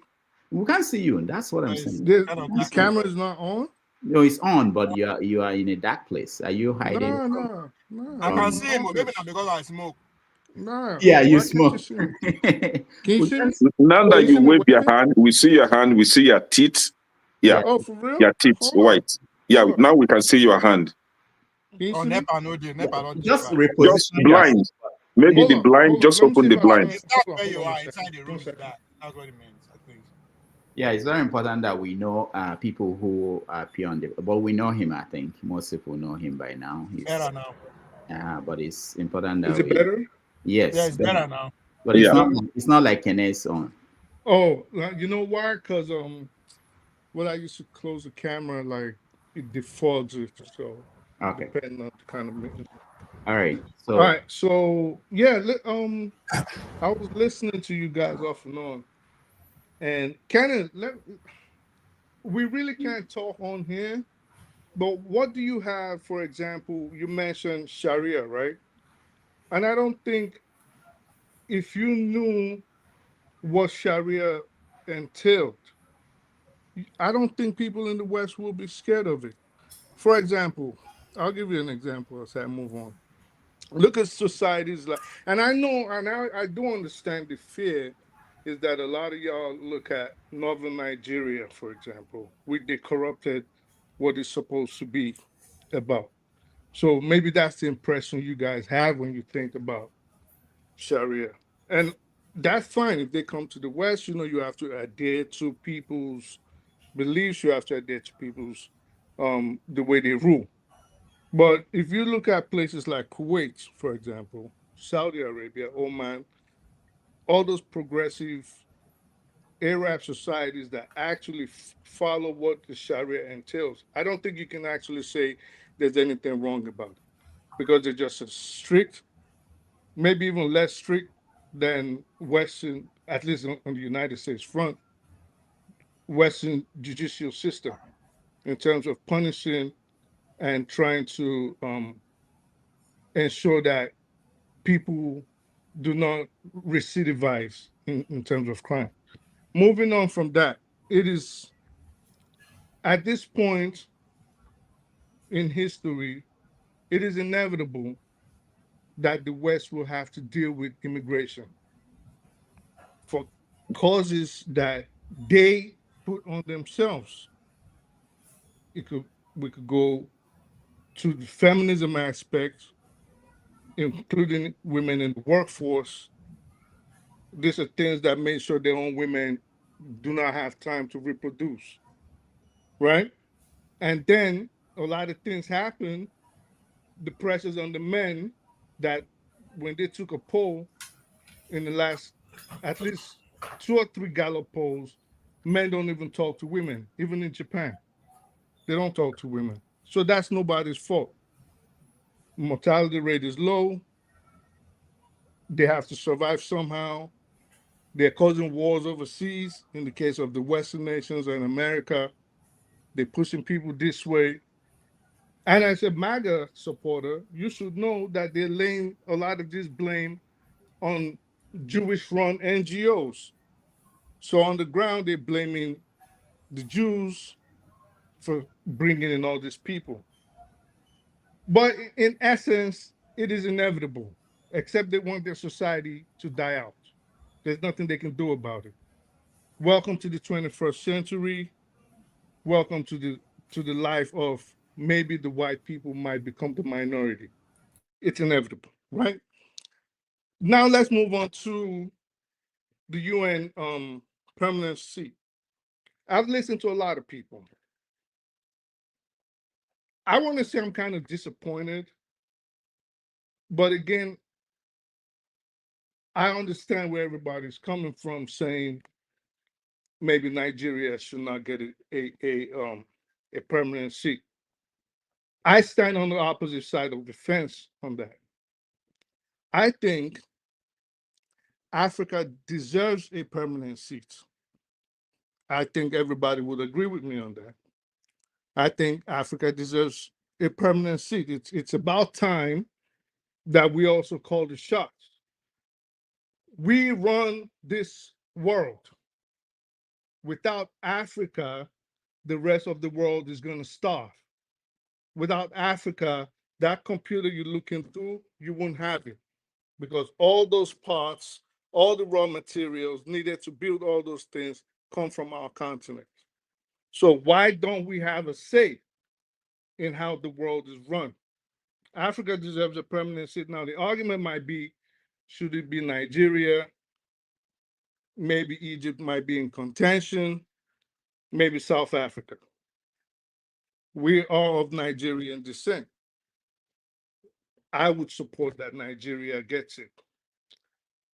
Is Nigeria getting a lot of things wrong right now? Yes. But these are the parts, or this is the road a country goes through to get to its destination. I always use America as an example. I always tell people, go back and look at what America was 200 years ago. Edgar Allan Poe, Rudolph, you would know. He died from the assault from a cooping gang. We had what were called cooping gangs here, where they would beat people over the head, drag them to polling booths, and make them vote multiple times. This is how the famous author Edgar Allan Poe met his death. So is Nigeria going to get it at some point? Yes, these are the dark ages of Nigeria. I understand that, and I get that. And I know 200 years from now, a lot of these guys that are in power today will be looked at and be written off in infamy. Everybody's going to look at them and cast aspersions on their name. But do we need a permanent seat? Which country is more influential in Africa than Nigeria? Maybe it's nationalism in me speaking, but I'd say if there was to be a permanent seat on the Security Council, let's give it to Nigeria. There's nothing wrong in that.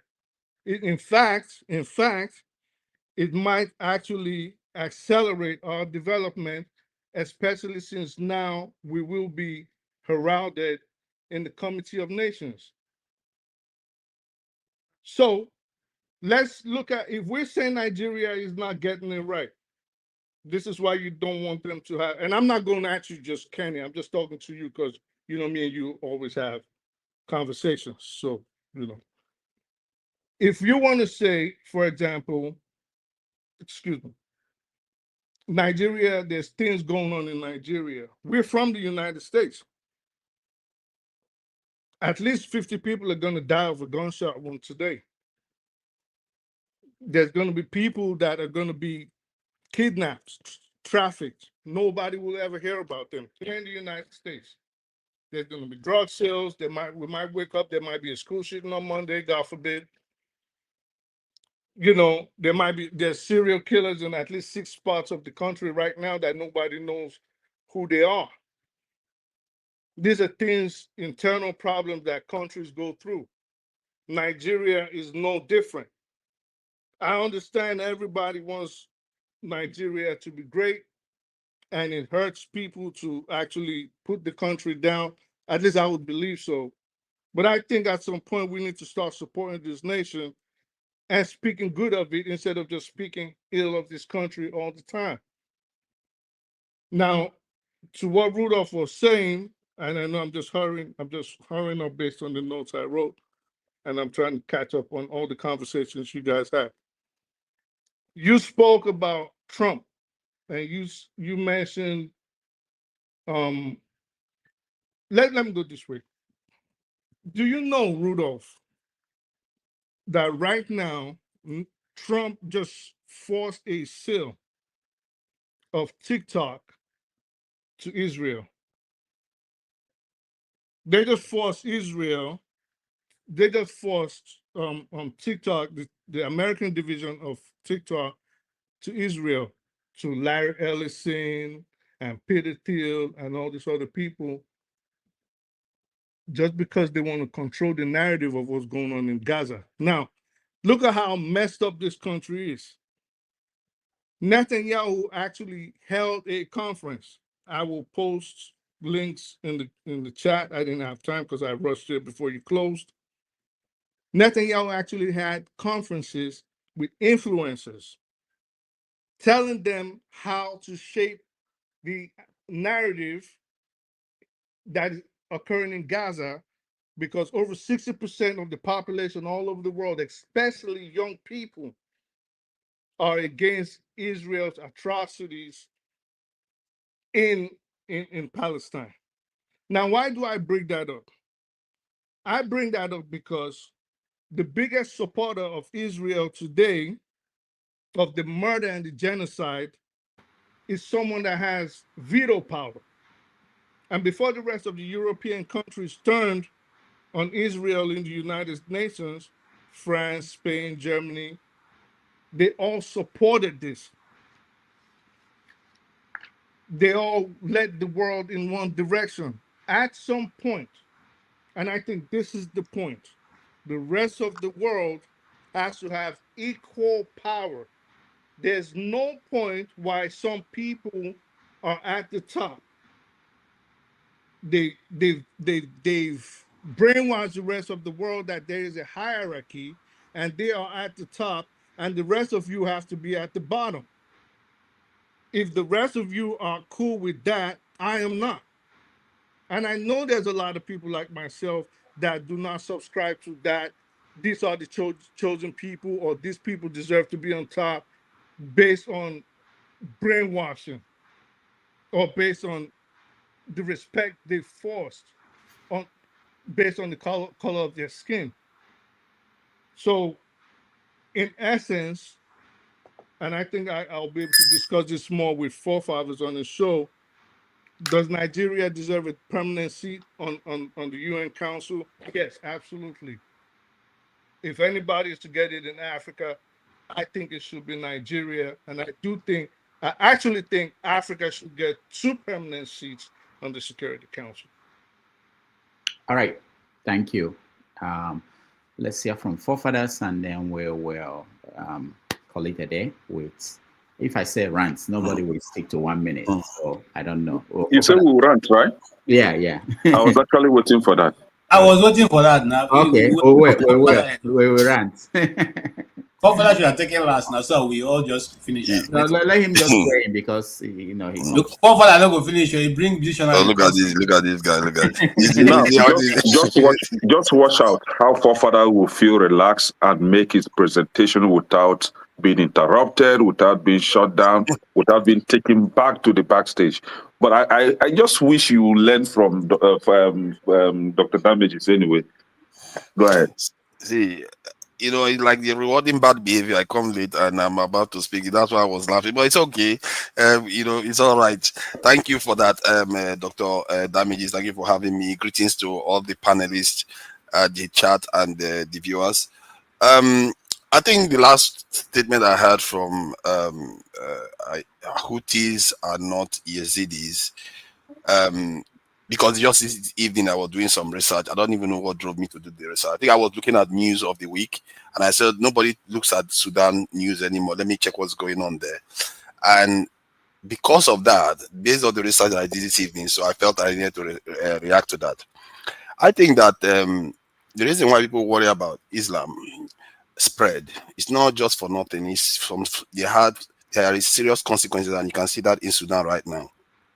We are talking about the war in Gaza, costing about 60-something thousand lives so far, at least officially.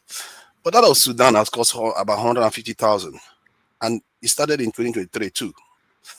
And the people that are mostly doing most of this killing is RSF, they call them, and these people target non-Arabs. They target them, and I find that very, very disturbing because you can see why many Arab countries are quiet. These are Arab nations this is happening to too. The population is massively Arab, and based on my research, it's something that happens relatively recently. We see this sort of stuff happening with herdsmen killing people in Nigeria. We don't understand the trend. This is how they spread.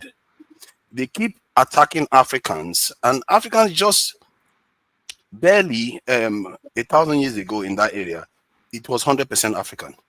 Now it's 80% Arab.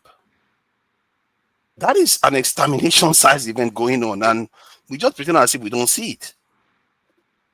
And these people are Muslims, make no mistake. That is a problem I think people need to be waking up to, because sooner or later they will be at our backyard. We already have a lot of Arabs here. And that's based on my research. That's how they move. They come in, first is the religion, then they come and settle, and they settle and become the elites. And before you know it, they start attacking the locals. That is how it happens. I'm not blaming. And if you look at history, I'm not saying it's their fault. It's our fault. We cannot resist it. It's our fault. This is what the British saw and the Western people saw. This is why they brought Christianity. They didn't bring Christianity to come and give us religion. They brought Christianity to counter Islam, because they saw that Islam would take the entire continent if they didn't counter it with their own religion. That is what I found out this week. And some other person did the research and published the video on this. I was surprised. I've never heard of that angle, that the reason why the West brought Christianity to Africa was because of Islam. No. Forefathers, no. Okay, I will provide the evidence. Totally disagree. Okay, provide it. No, I'll provide the evidence. So if that is the reason, does that mean we should accept both? No. My point is that because they understand the implication, they understand the power it possesses over the people. Both of them, we should see both of them as one. You as an African, see both of them as I see them as one from the point of view of Africans, but I'm just trying to describe why the British and the West decided to introduce Christianity in the way they did. You are promoting Christianity over Islam. Sorry, I'm just trying to describe that anyway. My point is that it is important that we actually react to this, because it's coming to us. This is not a joke. This is not theory. Investigate it yourself.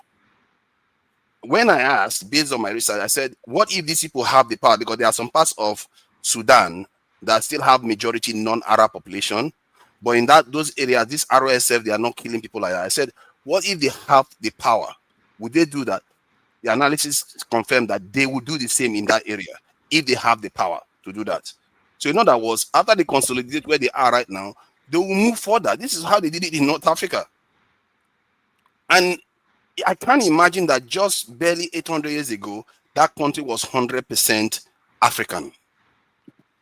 Now it's 70% Arabs. That is a movement that is happening, and we have to either halt it or roll it back, one way or the other. But that said, I will move on from that. This is the topic. Regarding President Tinubu not being in UN assembly, that one surprised me, because he was very, very happy to go to, was it not St. Lucia, one of these smaller countries? And I was concerned that why does he not go to America, where they have 40-something million black people there? People that have a $2 trillion purchasing power. You don't go there. You go to a tiny country. And now he has not been there two times in a row. He hasn't been there. I don't understand our leadership that we have in Nigeria. And asking for Security Council seat. In terms of stature, our natural position within our groupings, Nigeria deserves it. If any black nation should have a claim to Security Council position, Nigeria should be that nation for various reasons. We are the most populated for now, and I actually believe that 70 to 80% of black people around the world owe their origins to that location, because including the Bantu expansion that expanded all the way to South Africa, and including the negative net migration we get every year, whereby more people are leaving Nigeria than coming in. One of the few countries that do that. More people are leaving Nigeria and spreading all over Africa than coming in. Hence, Nigeria, and not to mention the diaspora, where a lot of them attest to having their origins in Nigeria based on DNA alone. So if there's any black nation that should have that position, we should. But that is in a country, in a world where you have hippies running the world. But it's not hippies running the world. It's a world of real politics where you have to earn your place. You can't, all the Security Council members are nuclear powers. Even India doesn't even have a seat there. Why would they consider Nigeria? There's no reason to consider Nigeria. Zero reason to allow Nigeria. We don't even have one submarine. We have not have one ballistic. We've not cracked the atom. What have we done to earn our place there? So it's about ability to project power. If you don't have ability to project power, why should you be in the Security Council deciding the fate of other nations that have the ability to project power? I wouldn't let you. If it was me, I wouldn't let you near that seat at all. So from that point of view, I don't think we deserve it. But if anybody is going to get it within the black family, it's probably going to be Nigeria. It should be Nigeria. Nigeria, by default, most people can trace their ancestry to that location that they call Nigeria. So I will leave it there. Thank you. All right. Thank you so much. At this point, we are going to rant. I will give everyone 2 minutes. Come up with your best stuff on anything. Oh, Dexter just joined us. Dexter, welcome to the show. So, are you ready? Do you want to start, or do you want me to start with somebody else? Okay, let me start with somebody else. Okay. All right. Ovie, rant. 2 minutes. Just like that. Oh, you don't want? I thought you. Yeah, Bola Tinubu will win again. If there's only one reason why he go win again, now just wait till they start now. Bola Tinubu no fit go America. Bola Tinubu na drug leader. Like, what is wrong? I believe say if I want run presidency, I will go that route and I go win. UN, every president is immune. If you go there, they no fit do it. Let's assume he's a criminal. They won't be able to do him anything. Like, it just, I don't know how they reason it. Maybe we just like to talk. He's a drug dealer for the past 30-something years. He's still a drug dealer, and I see they push him. And let's say, okay, no people go America. Now, like, that guy's in his 80s. What does it matter if he go to that country or not as a sitting president? If you know if you go, no problem. If you go, no problem. So they go now, can't they speak like Monday Paolo? A problem. Like, what do you guys want? This is why we will know Sabi grammar with the win. Because the focus of the educated one is just nothing to write home about. They are not focused. They have traded common sense for education. Ego problem. You know what does it even matter? See your own city, your sovereign nation country. You say if you go in that country, no if you go. The most important thing, the Americans are in charge of our economy.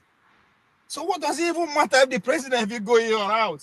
What matter to these people? They are taking it easy. They are fighting about Muslims should come or Christians should not come. Now Muslims are 100% here. Christians are 100%. But what about you, the African? Where are you 100%? It's as if one person come to counter. Person want to take advantage of you. Somebody is here, come with the same strategy. They are using the same strategy to take over your possession. They argue which one good, which one should survive, which one should not survive. They all should both go and perish. They are not after my own good. That's what the focus should be. Doesn't matter whether Muslims are terrorists, Christians are terrorists. Terrorism, all of them has this at their foundation. The only way they do murder, killing, all of them did it. They are all cults, all the religions. They have to murder you for you to accept them. So that is also part of their history. The history is not just that Christian conquer Muslim, just no. They were all brought evil. That is the only way they can get you to even pay attention to them. And it's still happening. So I mean, I think we should. That's why I question we the educated ones. What the fuck do we want? Excuse my Yoruba. Okpabolo 2028. We're winning. All right. By crook or by crook. Thank you, Ovie. Mr. James. Yeah, please, kindly let me ask a question. And maybe KJ or Dexter should answer the question if you don't mind. Go ahead. Yes. Assuming a bloc of African countries pull out of the United Nations, relinquish their membership, what will be the consequence? And you want KJ and who? Dexter? No, either KJ or Dexter. All right, you are lucky today. KJ is lucky day. Answer him. Okay, you know what? There'll be two things will happen.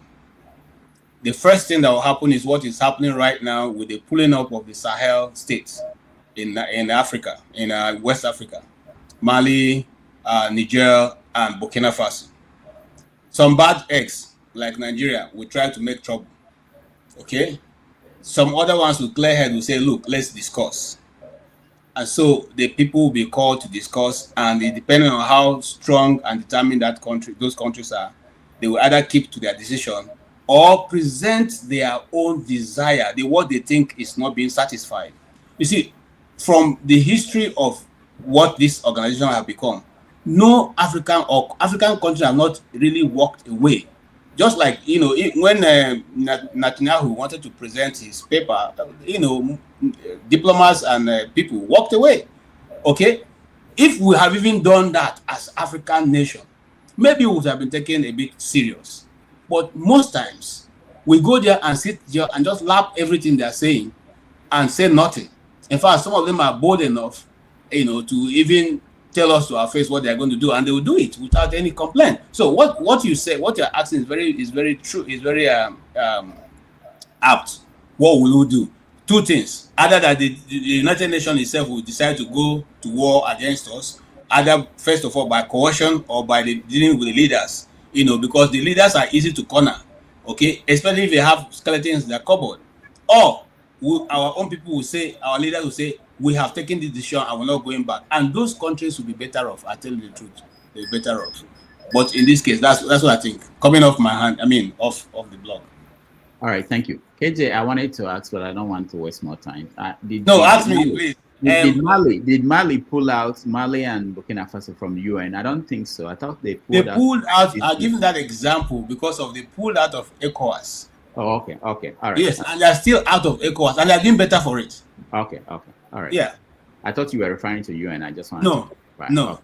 Dexter, you want to add something? You mentioned that the gurus that can answer that question. Dr. Damage, I'm not the guru. Well, but in my own thought, funny enough, is I thought about something like this today.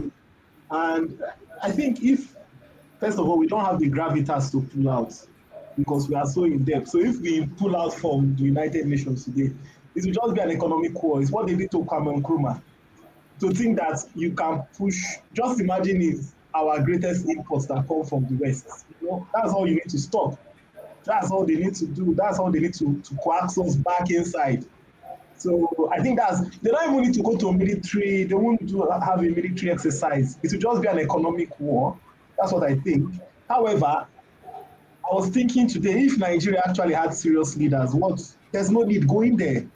But you have to be economically viable, you have to be educationally viable, you have to be, in forefathers' words, your military has to be strong, really, and then you can pull out. You can say, okay, I'm not coming, I'm not going to be doing this anymore. But at this moment, Africa doesn't have any nation. We are going, look, other countries are in debt. Why is it the Africans that are going to beg for debt relief? Japan is in debt, China is in debt. But how come we are the only ones going? Because our leaders are the ones stealing the money. When we take money, when we borrow money, we don't actually use it to develop our place. Our leaders just steal the money. So they're actually asking for their personal debt relief. So that's my own thoughts. Thank you. All right, thank you. Let me just add that there is no provision to pull out of United Nations. You can apply to be a member if you accepted to be a member. Only Indonesia has pulled out briefly for a brief time in 1965. Nobody will attack you for pulling out. There's nothing. That you're a member, you benefit when they share things, like ideas, technology, and it's not an organization. Nobody will attack you if you say you don't want to be part of UN. Anyway, I just wanted to mention that. All right. Good night, everybody. All right. Good night, James. Okay, so let's go to, I wanted Ike to go next. Ike, you're next. Yeah, my rant is, I'm happy that my brother Kene is here. My rant goes to the people of Anambra State. I'm not just saying this, we might be laughing here. And I am damn serious to what I am saying about the election in Anambra State in November, that Soludo and Okachuku should not near the government house. And I am appealing to the people of Anambra State, wherever they are. Can I use your platform? You have your people. Dr. Rudolph, you might be laughing, but I know what I'm saying. This man and Chifu Kachuku should not near that government house in Anambra State. Any other person can win that election. I don't care who wins. But these two people we shouldn't go to that state. So I am begging to people of Anambra State, wherever you are in Nigeria, please, this is my own voice to the election in November in Anambra State. Last week here, I talked about my state, Imo State, that the governor of Imo State lives in Abuja. He doesn't know what is happening in Imo State. Last week, you saw him when Fubara was in Asorok. He was in Asorok. We don't have a governor in Imo State. He has turned Asorok house boy. Wherever he see Tinubu and his security advisor, that's where you see Pope Uzodimma, right? We don't have a governor in Imo State. For almost how many years now, Pope Uzodimma is in Abuja. He stays more than 2 days in Imo State, and the whole of the rest month is in Abuja. So this is what is going on in Southeast. I don't know why the people of Anambra should allow this man. This man shouldn't come back. Hope Uzodimma knew how he became governor of Imo State, and I thank God that this is his last time being governor of Imo State, right? So my rant is that I am appealing to my brothers and sisters in Anambra State. The experience of the people of Imo State in the hands of Hope Uzodimma is not a joke. All of us know. All of us are experiencing it. All of us know what is going on in Imo State. And also, my rant goes to my brothers in Edo State and sisters. You have elected a governor who I believe, even before he became a governor, he's supposed to have employed a teacher in his house because he has the money to employ a teacher, somebody that will lecture him how to speak. This is a man, this is a country who is seeking for permanent position in the United Nations. A governor of a state cannot make a sentence in a foreign country. And this is the country that is looking for a permanent seat at the United Nations. I am just telling Nigerians that you people myself, we are crying. Yes, I'm crying. Nobody see me in Nigeria tomorrow. If you think I'm going to your country that you don't have, do you have a country? If you think you're going to see me tomorrow, no. But I am speaking for those people who still go to Nigeria, who live in that country. My family, my brothers, my sisters, my schoolmates, a lot of people. This country has gone. And the same people that we're thinking about, we're trying to defend, they're the people that are encouraging these criminals that have been in power since 1999. They are the same people that are fighting for these people in Nigeria. I don't know how far it's going to get better. Okay? So, Ekene, please, I was looking for you since, and I thank God I got your connection. Yeah. Right? Thank you, sir. Thank you. It's sad. It's sad what is going on in Anambra State.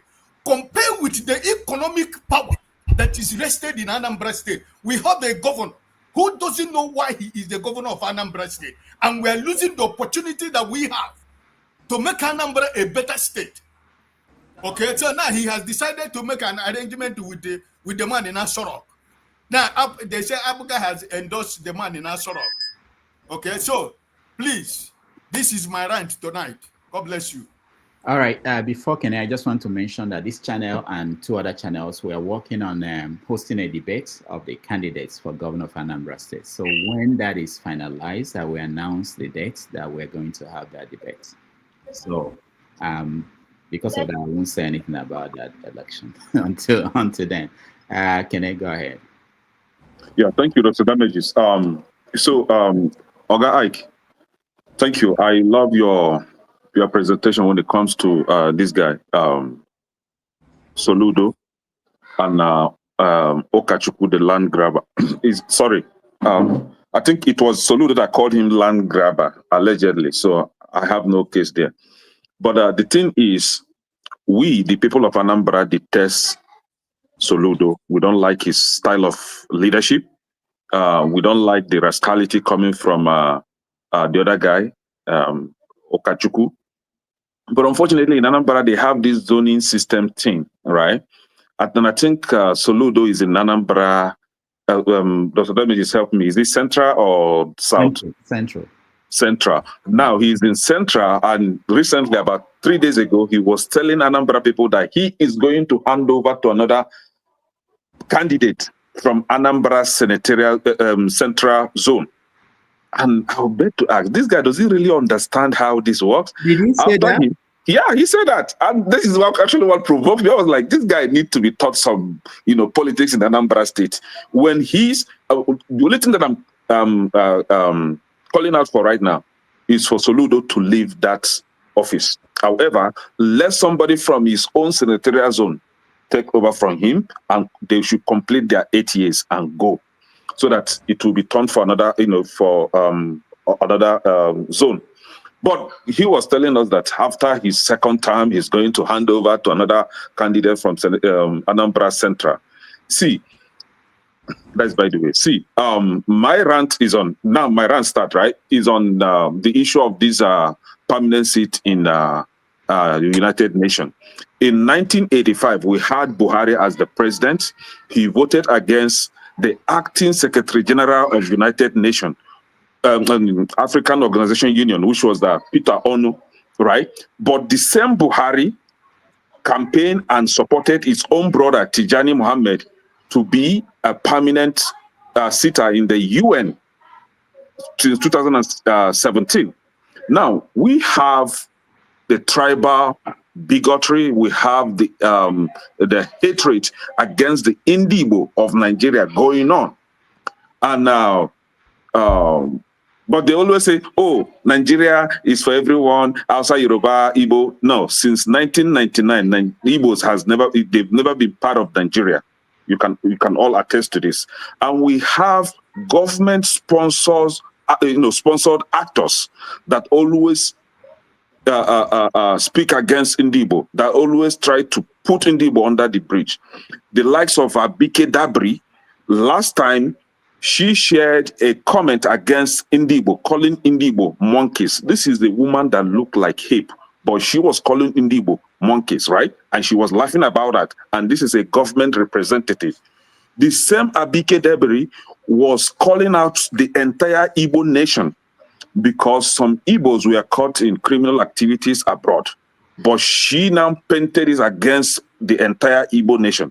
But she is blind to the list of her Yoruba brothers that was, listed by the UK government for their fraudulent activities. She did not call out Yorubas. She did not call out the, let me make sure is an Apetu of Ipetumodu, Oba Joseph Olaye or Oloyede, for his criminal activities with COVID relief money, about $4.2 million. She did not call out Ajibola Odunta, is in UK, is a UK-based Nigerian, for his fraudulent activities that concerns ticket scamming, right?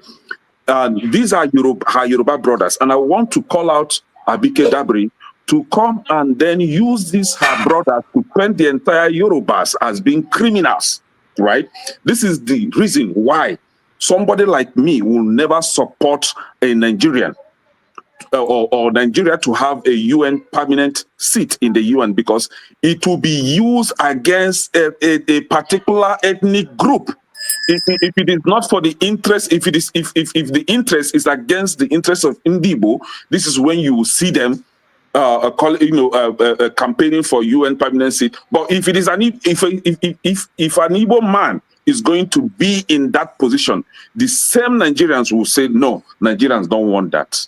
When the Nyerere, the president of Tanzania, was Nyerere, right, was campaigning for a Nigerian to have that position, Secretary General of OAU, the Nigerian president voted against him. And you want me to support his own brother today to have that position? No, Nigeria don't need that position. They will use it against an ethnic group in that country. Matter of fact, let me put it straight. They will use it against Indibo. We don't need it. We are not matured enough to handle that kind of veto power. We are not matured enough to handle that kind of position. We are still fighting ourselves until we fix our house. We will remain in the back seat. Thank you. All right, thank you. Let me just correct something that I said recently, just a few minutes ago. Soludo is actually from Anambra South. So he said he will hand over to Anambra Central, because I know that in the headline I saw about that story, he said he will maintain the rotational structure in place. So I was surprised. So all right, Dexter, you're next. I think bloggers, social media bloggers were trying to confuse me. Yeah. Corrected. Okay. Dexter, you're next.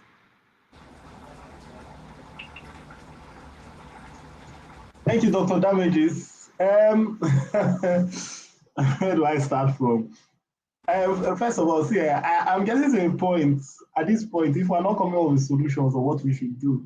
Okay, if I just say from the UN, if I felt it was really bad for us to go and be asking for a seat on the table. In fact, first of all, the moment you go and ask for a seat on the table, you have showed where you are. You have showed your position. It means you don't deserve it. That's already. So the level of leaders we have in Nigeria, it pains me to the bone, because we provide the most useless of people to come and portray us. Because Nigeria is vastly talented. Nigeria is vastly talented. All you need to do is show working. Look, just West Africa. Let Nigeria just be feeding West Africa. It's the UN, it's the United Nations that will call you. There are things you will do, and the five countries no, we need to, you need to be here. But we come from this palliative system, this palliative system, and when Nigeria, it's not going to work, as long as we continue this system of, I was listening to the news today, yes, one of the elders in River State was saying that the administrator took our money, our resources, they took the money away. That I was just thinking, it couldn't make sense to me. River State has oil. Your oil from River State will go to federal government. Federal government will now give them. Which kind of convoluted system are we running? The thing just, I can't understand. So there are resources in a place. You will collect the resources, go to federal government, then you will now go, federal government will now be giving you 10. No country will work that way. There will be no productivity because everybody just sits down and, no, there's nothing. That is why the leaders cannot see, any country where the leaders cannot see the importance of the human resource.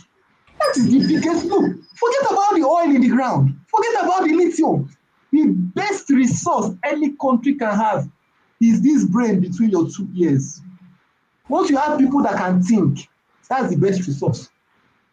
United Kingdom, the small, UK can enter into Nigeria and there will be space. They conquered the whole world. They conquered 1/3 of the world. How? Thinking. They will appear in countries with ships, with 2,000 men, and then they will take the country. Think about it. They will take the thinking. But we are bereft of that. The leaders we have are not thinking, put us in, we have to have a seat here. You have to include us in AI. Why do they have to include you here? What? Why? Why do you warrant it? Did you earn it? And these are the kind of leaders we have. And so, it's just, then I was listening to, I can't mention names, but some news channels say, yes, the vice president's speech was very, very, that is the level of, that is, which kind of, where do we get to? Where do we get here? Where do we get here? Like forefathers said, some countries are trying to crack the atom. Even Iran, the countries are thinking, leaders are thinking. Our own is how to take loan, then embezzle the money. They say, give us debt relief. You have to grant. What are you talking? Japan has debt. Are they coming to say give us debt relief? Where does this come from? We need to have a paradigm shift. We need it, really. And not forefathers, Dr. Damages, like I said, it's not enough for us to rant. We need to get in this platform where we start, because that is how countries change. It's not the talk. We have to start doing the work.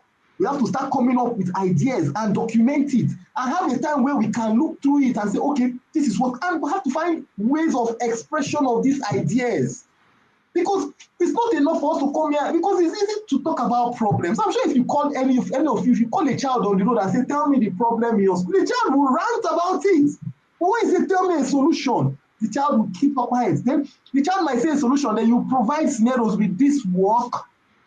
Nigeria is going to UN and talk about Gaza. Look, any Nigerian that has not accepted that genocide happened in Nigeria and it's happening in Nigeria, you don't have the moral gravitas to go and talk there. Look, somebody say, I see some Nigerians, let the people of Palestine go. When you had the Biafran situation, what was the morale to say the country must stay together? Well, so, and that's why you can't, that comes, if you want to come to equity, you must come with clean hands. Nigeria has no business. Leaders have no business. Like Kene, see, imagine Kene is an Igbo man. He doesn't feel Nigerian, and he's not telling Kene.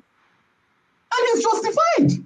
It's absolutely justified to think that way. But then you see Nigeria say, don't get me wrong, I'm not supporting Israel. I'm not supporting Israel.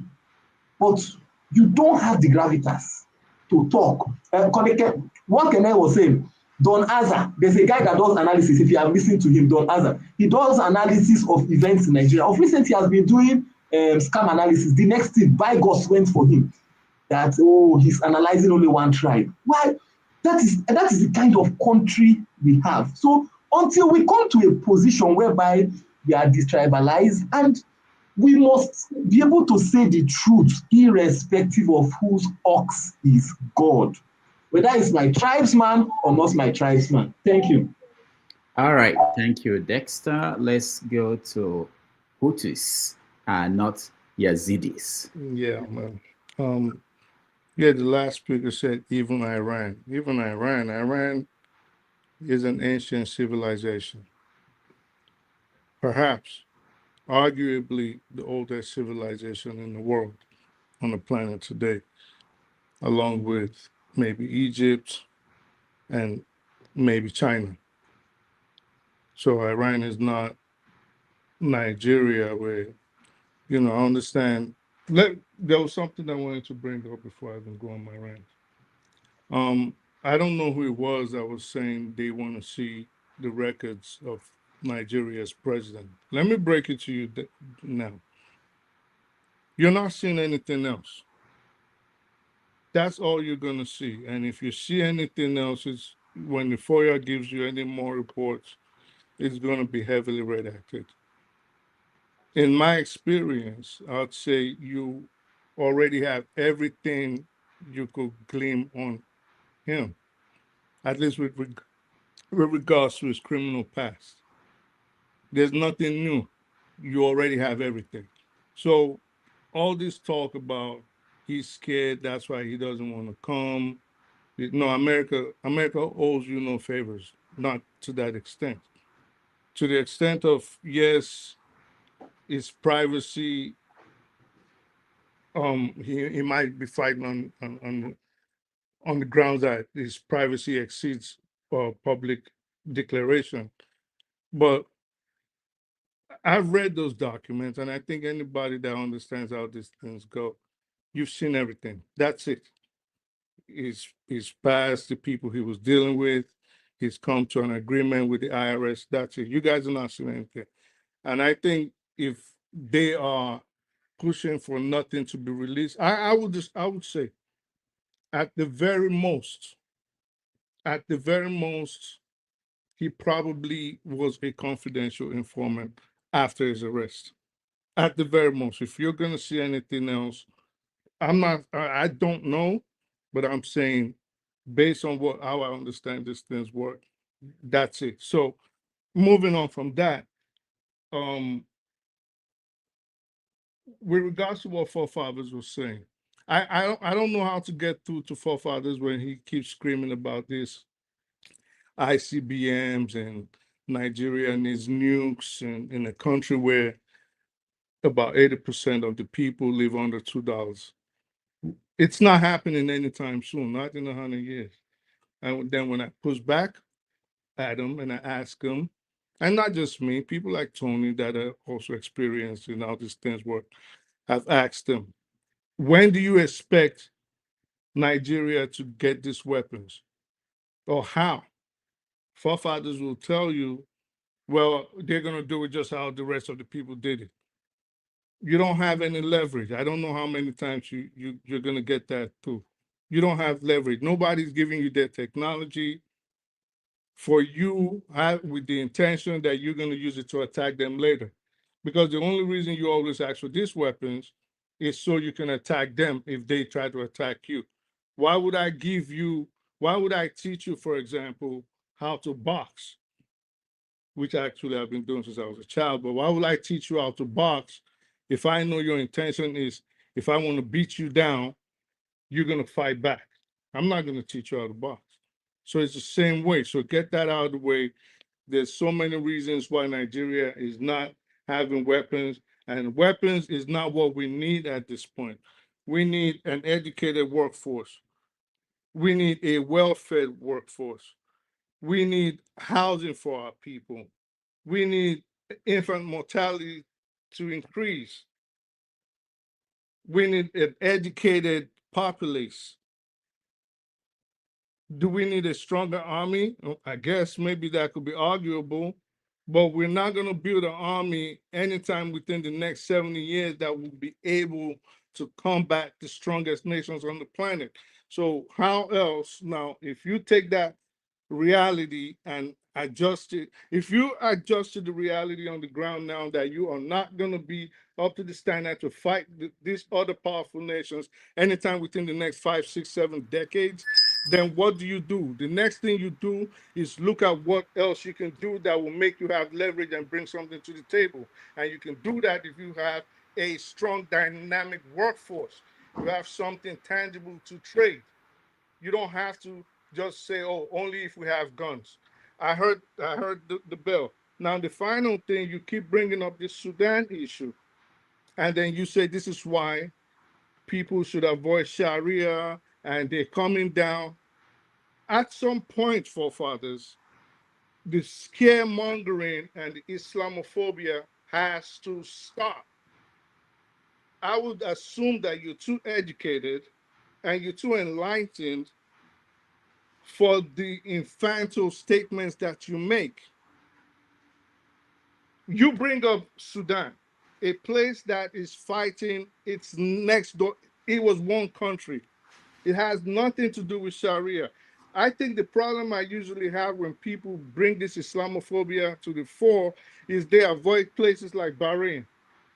There's Sharia there. They avoid places like, mentioning places like Saudi Arabia, progressive places like Kuwait, UAE, even Singapore, Malaysia, Indonesia.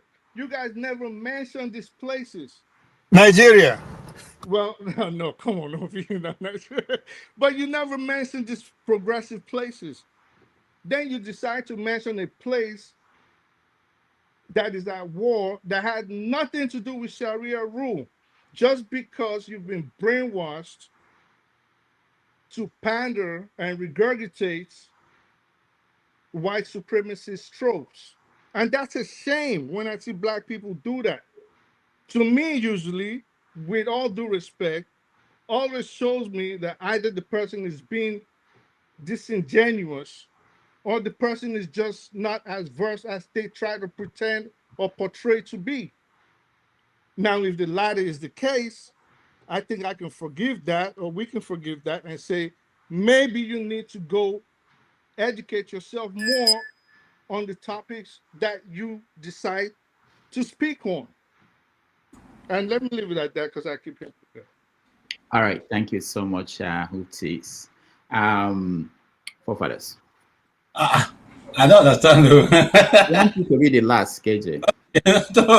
Sometimes there's a thinking behind what I do. I want Forefathers to rant and go over to prepare because we're handing over. Why do you keep crying anytime I have to talk? Why do you have to do this? You see, I have the word. You cried the last time and now you're crying again. Every time. Why? Every time. Why do you say It's that? not only KJ that is crying, I'm crying too. Oh, can I hear you to rant? No, he has. Yes, my own, I just cut it 1 minute. I didn't complete the 2 minutes. Come, Okay, so in terms of nobody is looking to try to defeat anybody. We just have to get ourselves outside the existential crisis we are in. In other words, be able to resist other people trying to wipe you out. We don't have that ability now. That is where the threshold we need to reach. And the Chinese reached it in 1965, where nobody could threaten them the way America was threatening to nuke them anymore. We have to get to that point. Most nations have gotten there. Even Saudi Arabia is there. Saudi Arabia signed a defense pact with Pakistan to save their asses just recently. The UK signed a defense pact with Germany just because Trump was blinking funny to them. And yet we sit here, think this is a joke business. This is why we fail. This is why we are always behind everywhere we are, because whenever we talk about this, we think it's a joke until we are forced to. This is why I keep saying, until we see fire, we will not, our eye will never open. And even this tiny country like Singapore that is 6 million, that owes $1.2 something trillion, with 10% of their population involved in their security. 10%. We are using less than 0.5% involved in their security, and they are one of the richest countries in the world today. And they tell you that you should defend yourself. And you think that's a problem? That is not a problem. I'm saying you should survive. And when I talk about the issues with the Arab countries, just because you are Muslim doesn't mean I'm necessarily saying that the Islam itself is the problem. It's not about the Islam, it's the power that they take from you. Do you know one of the solutions to that? Religious autonomy. I didn't even know that was a term. But that's what I've been saying, that you have to take control of the religion. You didn't know religious autonomy was a term? I didn't know. I see, like when I tell you something I don't know. But you need to start sleeping with the can you just stop interrupting? When I say these things, I say them as somebody that came up with the idea originally until I discovered the actual term. Even before I discovered Machiavelli, I already reached those conclusions. This is what I'm saying. That's why I tell you that this type of stuff is common sense. I don't know why it's so difficult for people to understand. It's common sense stuff, because I saw it happen in the UK here. The UK, they took away because the Catholic was telling them what to do too much. And they were like, no, I'm not having it. I'll start the Church of England. And they became the superpowers of the world. I saw it happen, so I know it does work. You can't allow other people control your faith based on their own religion. And we are seeing it literally. We are seeing these people doing it right there. We've seen North Africa be Arabized, and you act as if you can't see it. Just because what's the solution? The solution is to act in such a way that either you take over that religion or you halt it and you defend your people. It's that simple. It's not, if somebody comes to your house, what do? They want to come and cause problem for you. You do everything you can do to push them out. Otherwise, they will take everything. It's not that complicated at all. If you think about it from just simple terms like that, you find out that these things are not hard to figure out. So that is how I'm looking at it. I'm not anti-Islam in terms of fundamentally against Islam, but you have to control it. You have to stop being brainwashed by it, whereby your own people will cede their own power to foreigners. You should never do that. People never did that too. People took Christianity from Jews and made it their own. They were even persecuting Jews because with the same religion. They use Christianity to persecute Jews. Tunanja, 8 out of 10 Nigerians belong to either of the religion. So how do you take over that kind of thing? You take over it by Africanizing it and turning it to your own. You can even start your own branch. If they don't like it, let them go and suck lemon. You are just 2%. You are just 20%. 20% of what? Nigeria, 8 out of 10 people are religious, either Christian or religions. That means we're rounding up now. Stop asking questions. I don't know why you are coming to start it. My point is that you should just. How do you take it over? That's what I'm asking. How do you take it over by starting your own? I've given you the example of the Church of England. What they did when the Catholic was controlling them, they were like, "No, we are not having it. We'll start our own." They wrote their own King James Bible, and that's what we read today. You have to take control of these things, otherwise, other people will control you. It's that simple. Thank you. All right, thank you, Forefather. So let me just remind you, we have Cherubim and Seraphi, we have Adeboye, we have Oyedepo, we have so many of our own. Olumba. I don't know what you're talking about. No, we have our own. That is true. That is true. But they are the small ones. They are not the big ones. They will grow. You join them. If they take it fully, to be fair, even those ones, they see themselves, they put white Jesus, they don't put black Jesus. So those ones don't use white Jesus. That's why you have to join them, forefathers, and educate them. Okay, educate them, and they will get there. I don't need to join them. I just need them to start worshiping the black person. They want to do it. KJ, go ahead. Okay, thank you so much, Dr. Rudolph. For a very long time, I don't agree with forefather, but on this, his submission, I agree with him. You know, those who might challenge sometimes with Nigerian that we always look for the negative part to quote. You know, most times we refer to what happened. You want Nigeria to wait for another 200 years to become like America? What about other nations? Have other nations have they gone from 1960 and become a first world by today? Why do we always look for the negative parts to rely on to give our examples? So that's my challenge.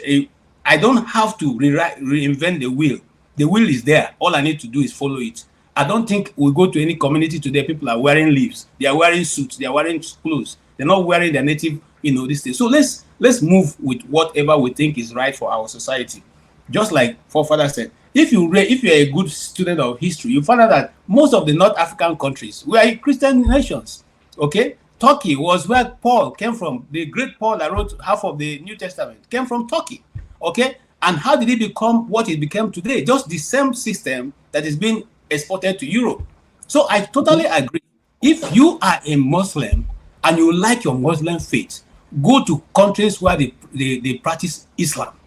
And so that you don't have to come to England and force them to change their own system.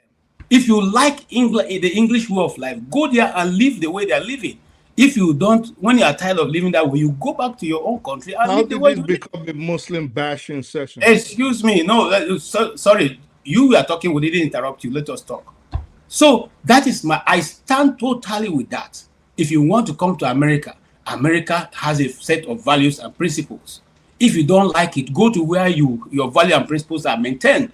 Don't come to another man's country and begin to tell them you must have to change your value for me, and that is wrong. I wouldn't do that. Okay, I'm an Igbo man. I like cola. Okay, if you come to my house, I'll greet you with cola.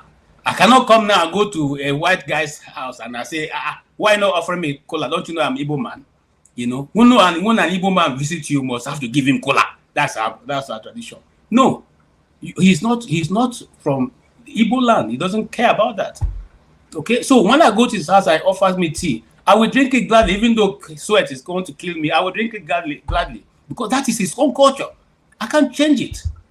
Having said that, I want to say also that one certain identity was saying that I was trying to debunk what I said. I said I got it from Perplexity. They seem to say that Perplexity used to be one of the best AI, but today it has been proven wrong. So now, if you get it in Perplexity, please do cross-check. It probably be wrong. But if you doubt me, you can still go to Perplexity and see what I talked about that. So that debunks that issue. And sorry, we didn't continue with it. We said it is wrong, and I said it was wrong, and I didn't. So don't quote that. That's 1. 2. I also want to rant about Dr. Alex Oti, being the governor of Abia State, where Nnamdi Kanu. In fact, Nnamdi Kanu's house is less than 20 minutes. What's 20 minutes? Less than 15-minute drive to the government house.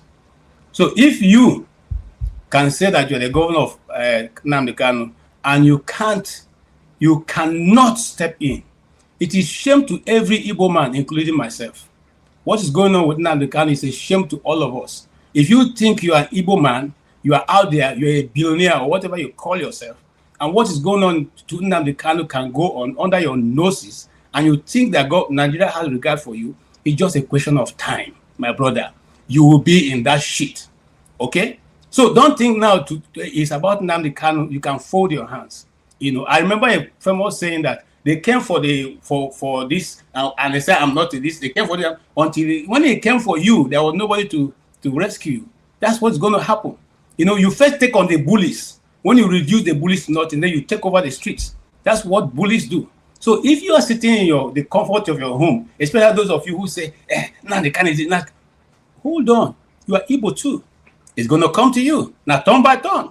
So if you sit in the comfort of your home, claim that you are Hope Uzodinma, the firstborn of Tinubu, and you are there in the government, in the Aso Rock every day, and you're doing nothing about this. When they come for the Igbos, you will be known as Igbo too. You will also enter in it. If you doubt me, go back to the history of the Civil War. You will find out that all those who played there alongside with them never escaped the punishment that came after it. So I don't know what you think.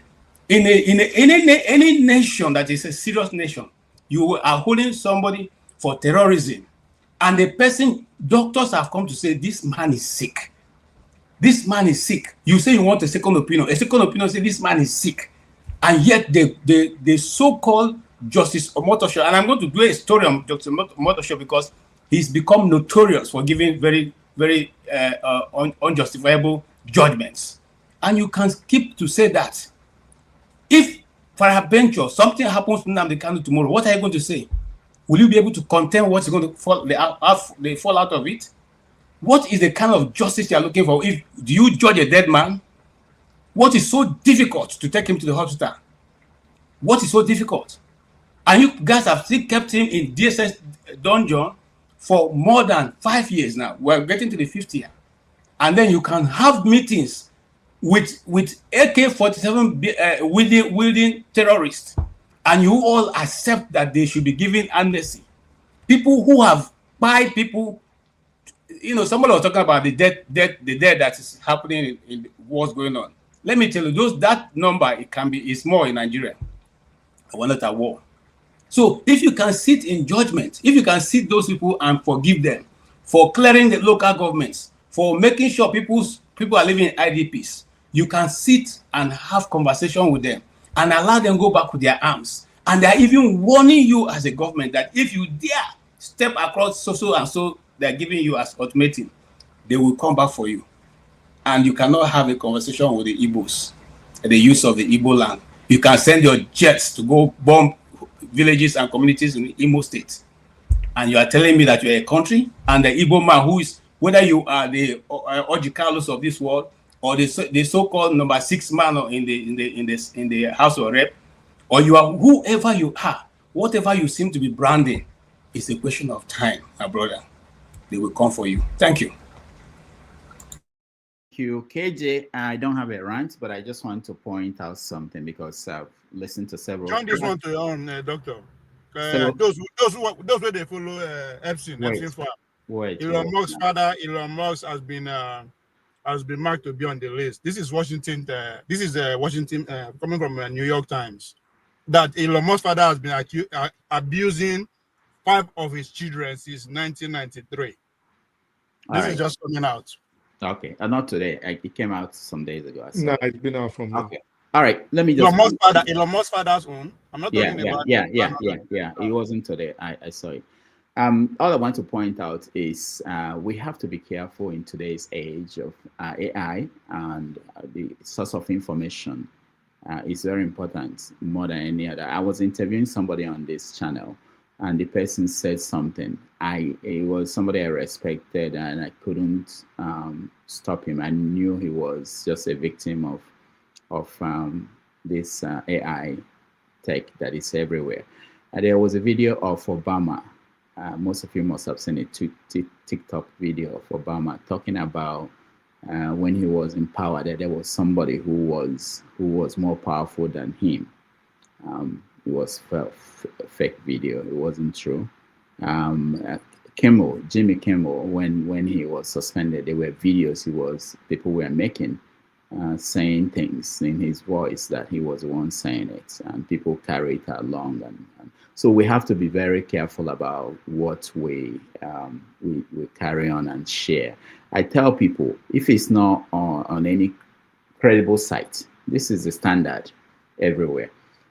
Credible sites are sites that you can sue. If you can't sue the person who owns that site publishing something, don't take the story. And even if it's from New York Times, Washington Post, it has to be, the ideal thing is to confirm 2 sources, 2 credible sources before you can. If I see a story from whether it's Premium Times or any Nigerian paper, if it's just that paper reporting that, I hold off until I see another. Maybe 4 even. Yeah, well, at least 2. And it has to be papers you can say, this is the editor, there is somebody who, the gatekeepers, they are still important. Because otherwise, I can sit down here and make up a story and put it out. And you quote that you are seeing it from me. It doesn't mean it's right. So it's very important. Can I just ask something, though? What happens when even those so-called credible stories are also like, you know, how this Tyler Robinson was talking to his lover about my love, speaking like somebody from the Middle Age. Like, you know about the story that where they say it looks like the government forged the text message between him and his boyfriend. Well, I can answer that. So no. Let me just say. Let me finish. I will just round up. Right. You know, it's possible. It's possible for New York Times to make a mistake. Okay, it's possible for them to get it wrong, and they will say they got it wrong, and they will be sued in some cases if they don't.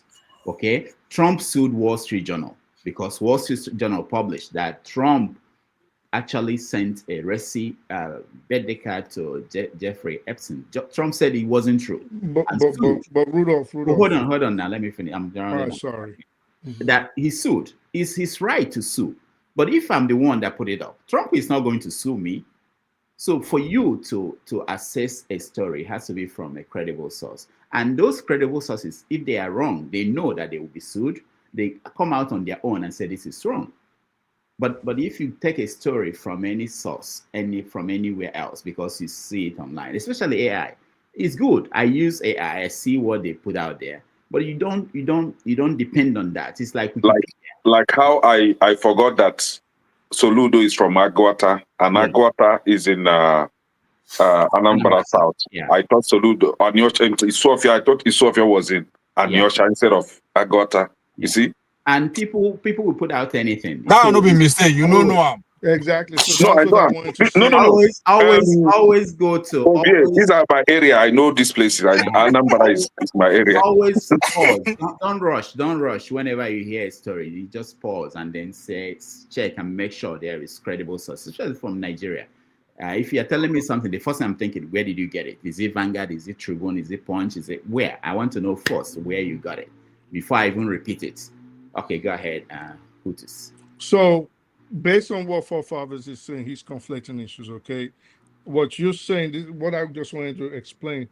What you're saying is not to basically spread rumors based on false information, which is not what he's saying, because you don't know what he's referencing. What he's referencing actually was what the FBI put out to various news agencies. So there are people that are not comfortable with the information that was put out. It doesn't make it false. It just makes it debatable. That is as opposed to what you're saying. So what he's saying is conflict. That's why I just wanted to correct that. So what he's saying was carried by different credible agencies. It hasn't been proven to be false. It might not agree with the information that was put out, but it is what the security agency gave to the news agencies as evidence that they have on the suspect, Tyler Robinson.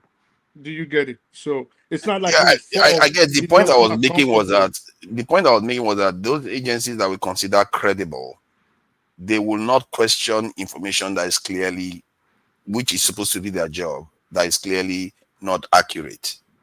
Yeah, I've seen them go. If we speak to the ideology, information is accurate at this point. I thought Pardon? we know it is accurate at this point. Based on all Okay, other alternative sources, it's not accurate. That is right. If that information speak to that newspaper ideology, even if it's wrong, they will not go. Hold on. Yeah, but the information right now, as we know it, hasn't been proven to be false.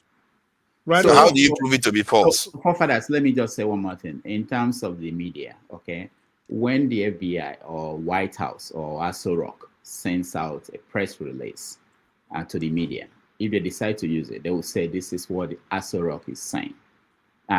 There were so many statements from White House, the White House that came out recently, where they will say that they will fact check the president in the story that Trump is saying this, but this is the fact in their story. In some cases, they will just present it. This is for you. This is what the White House is saying.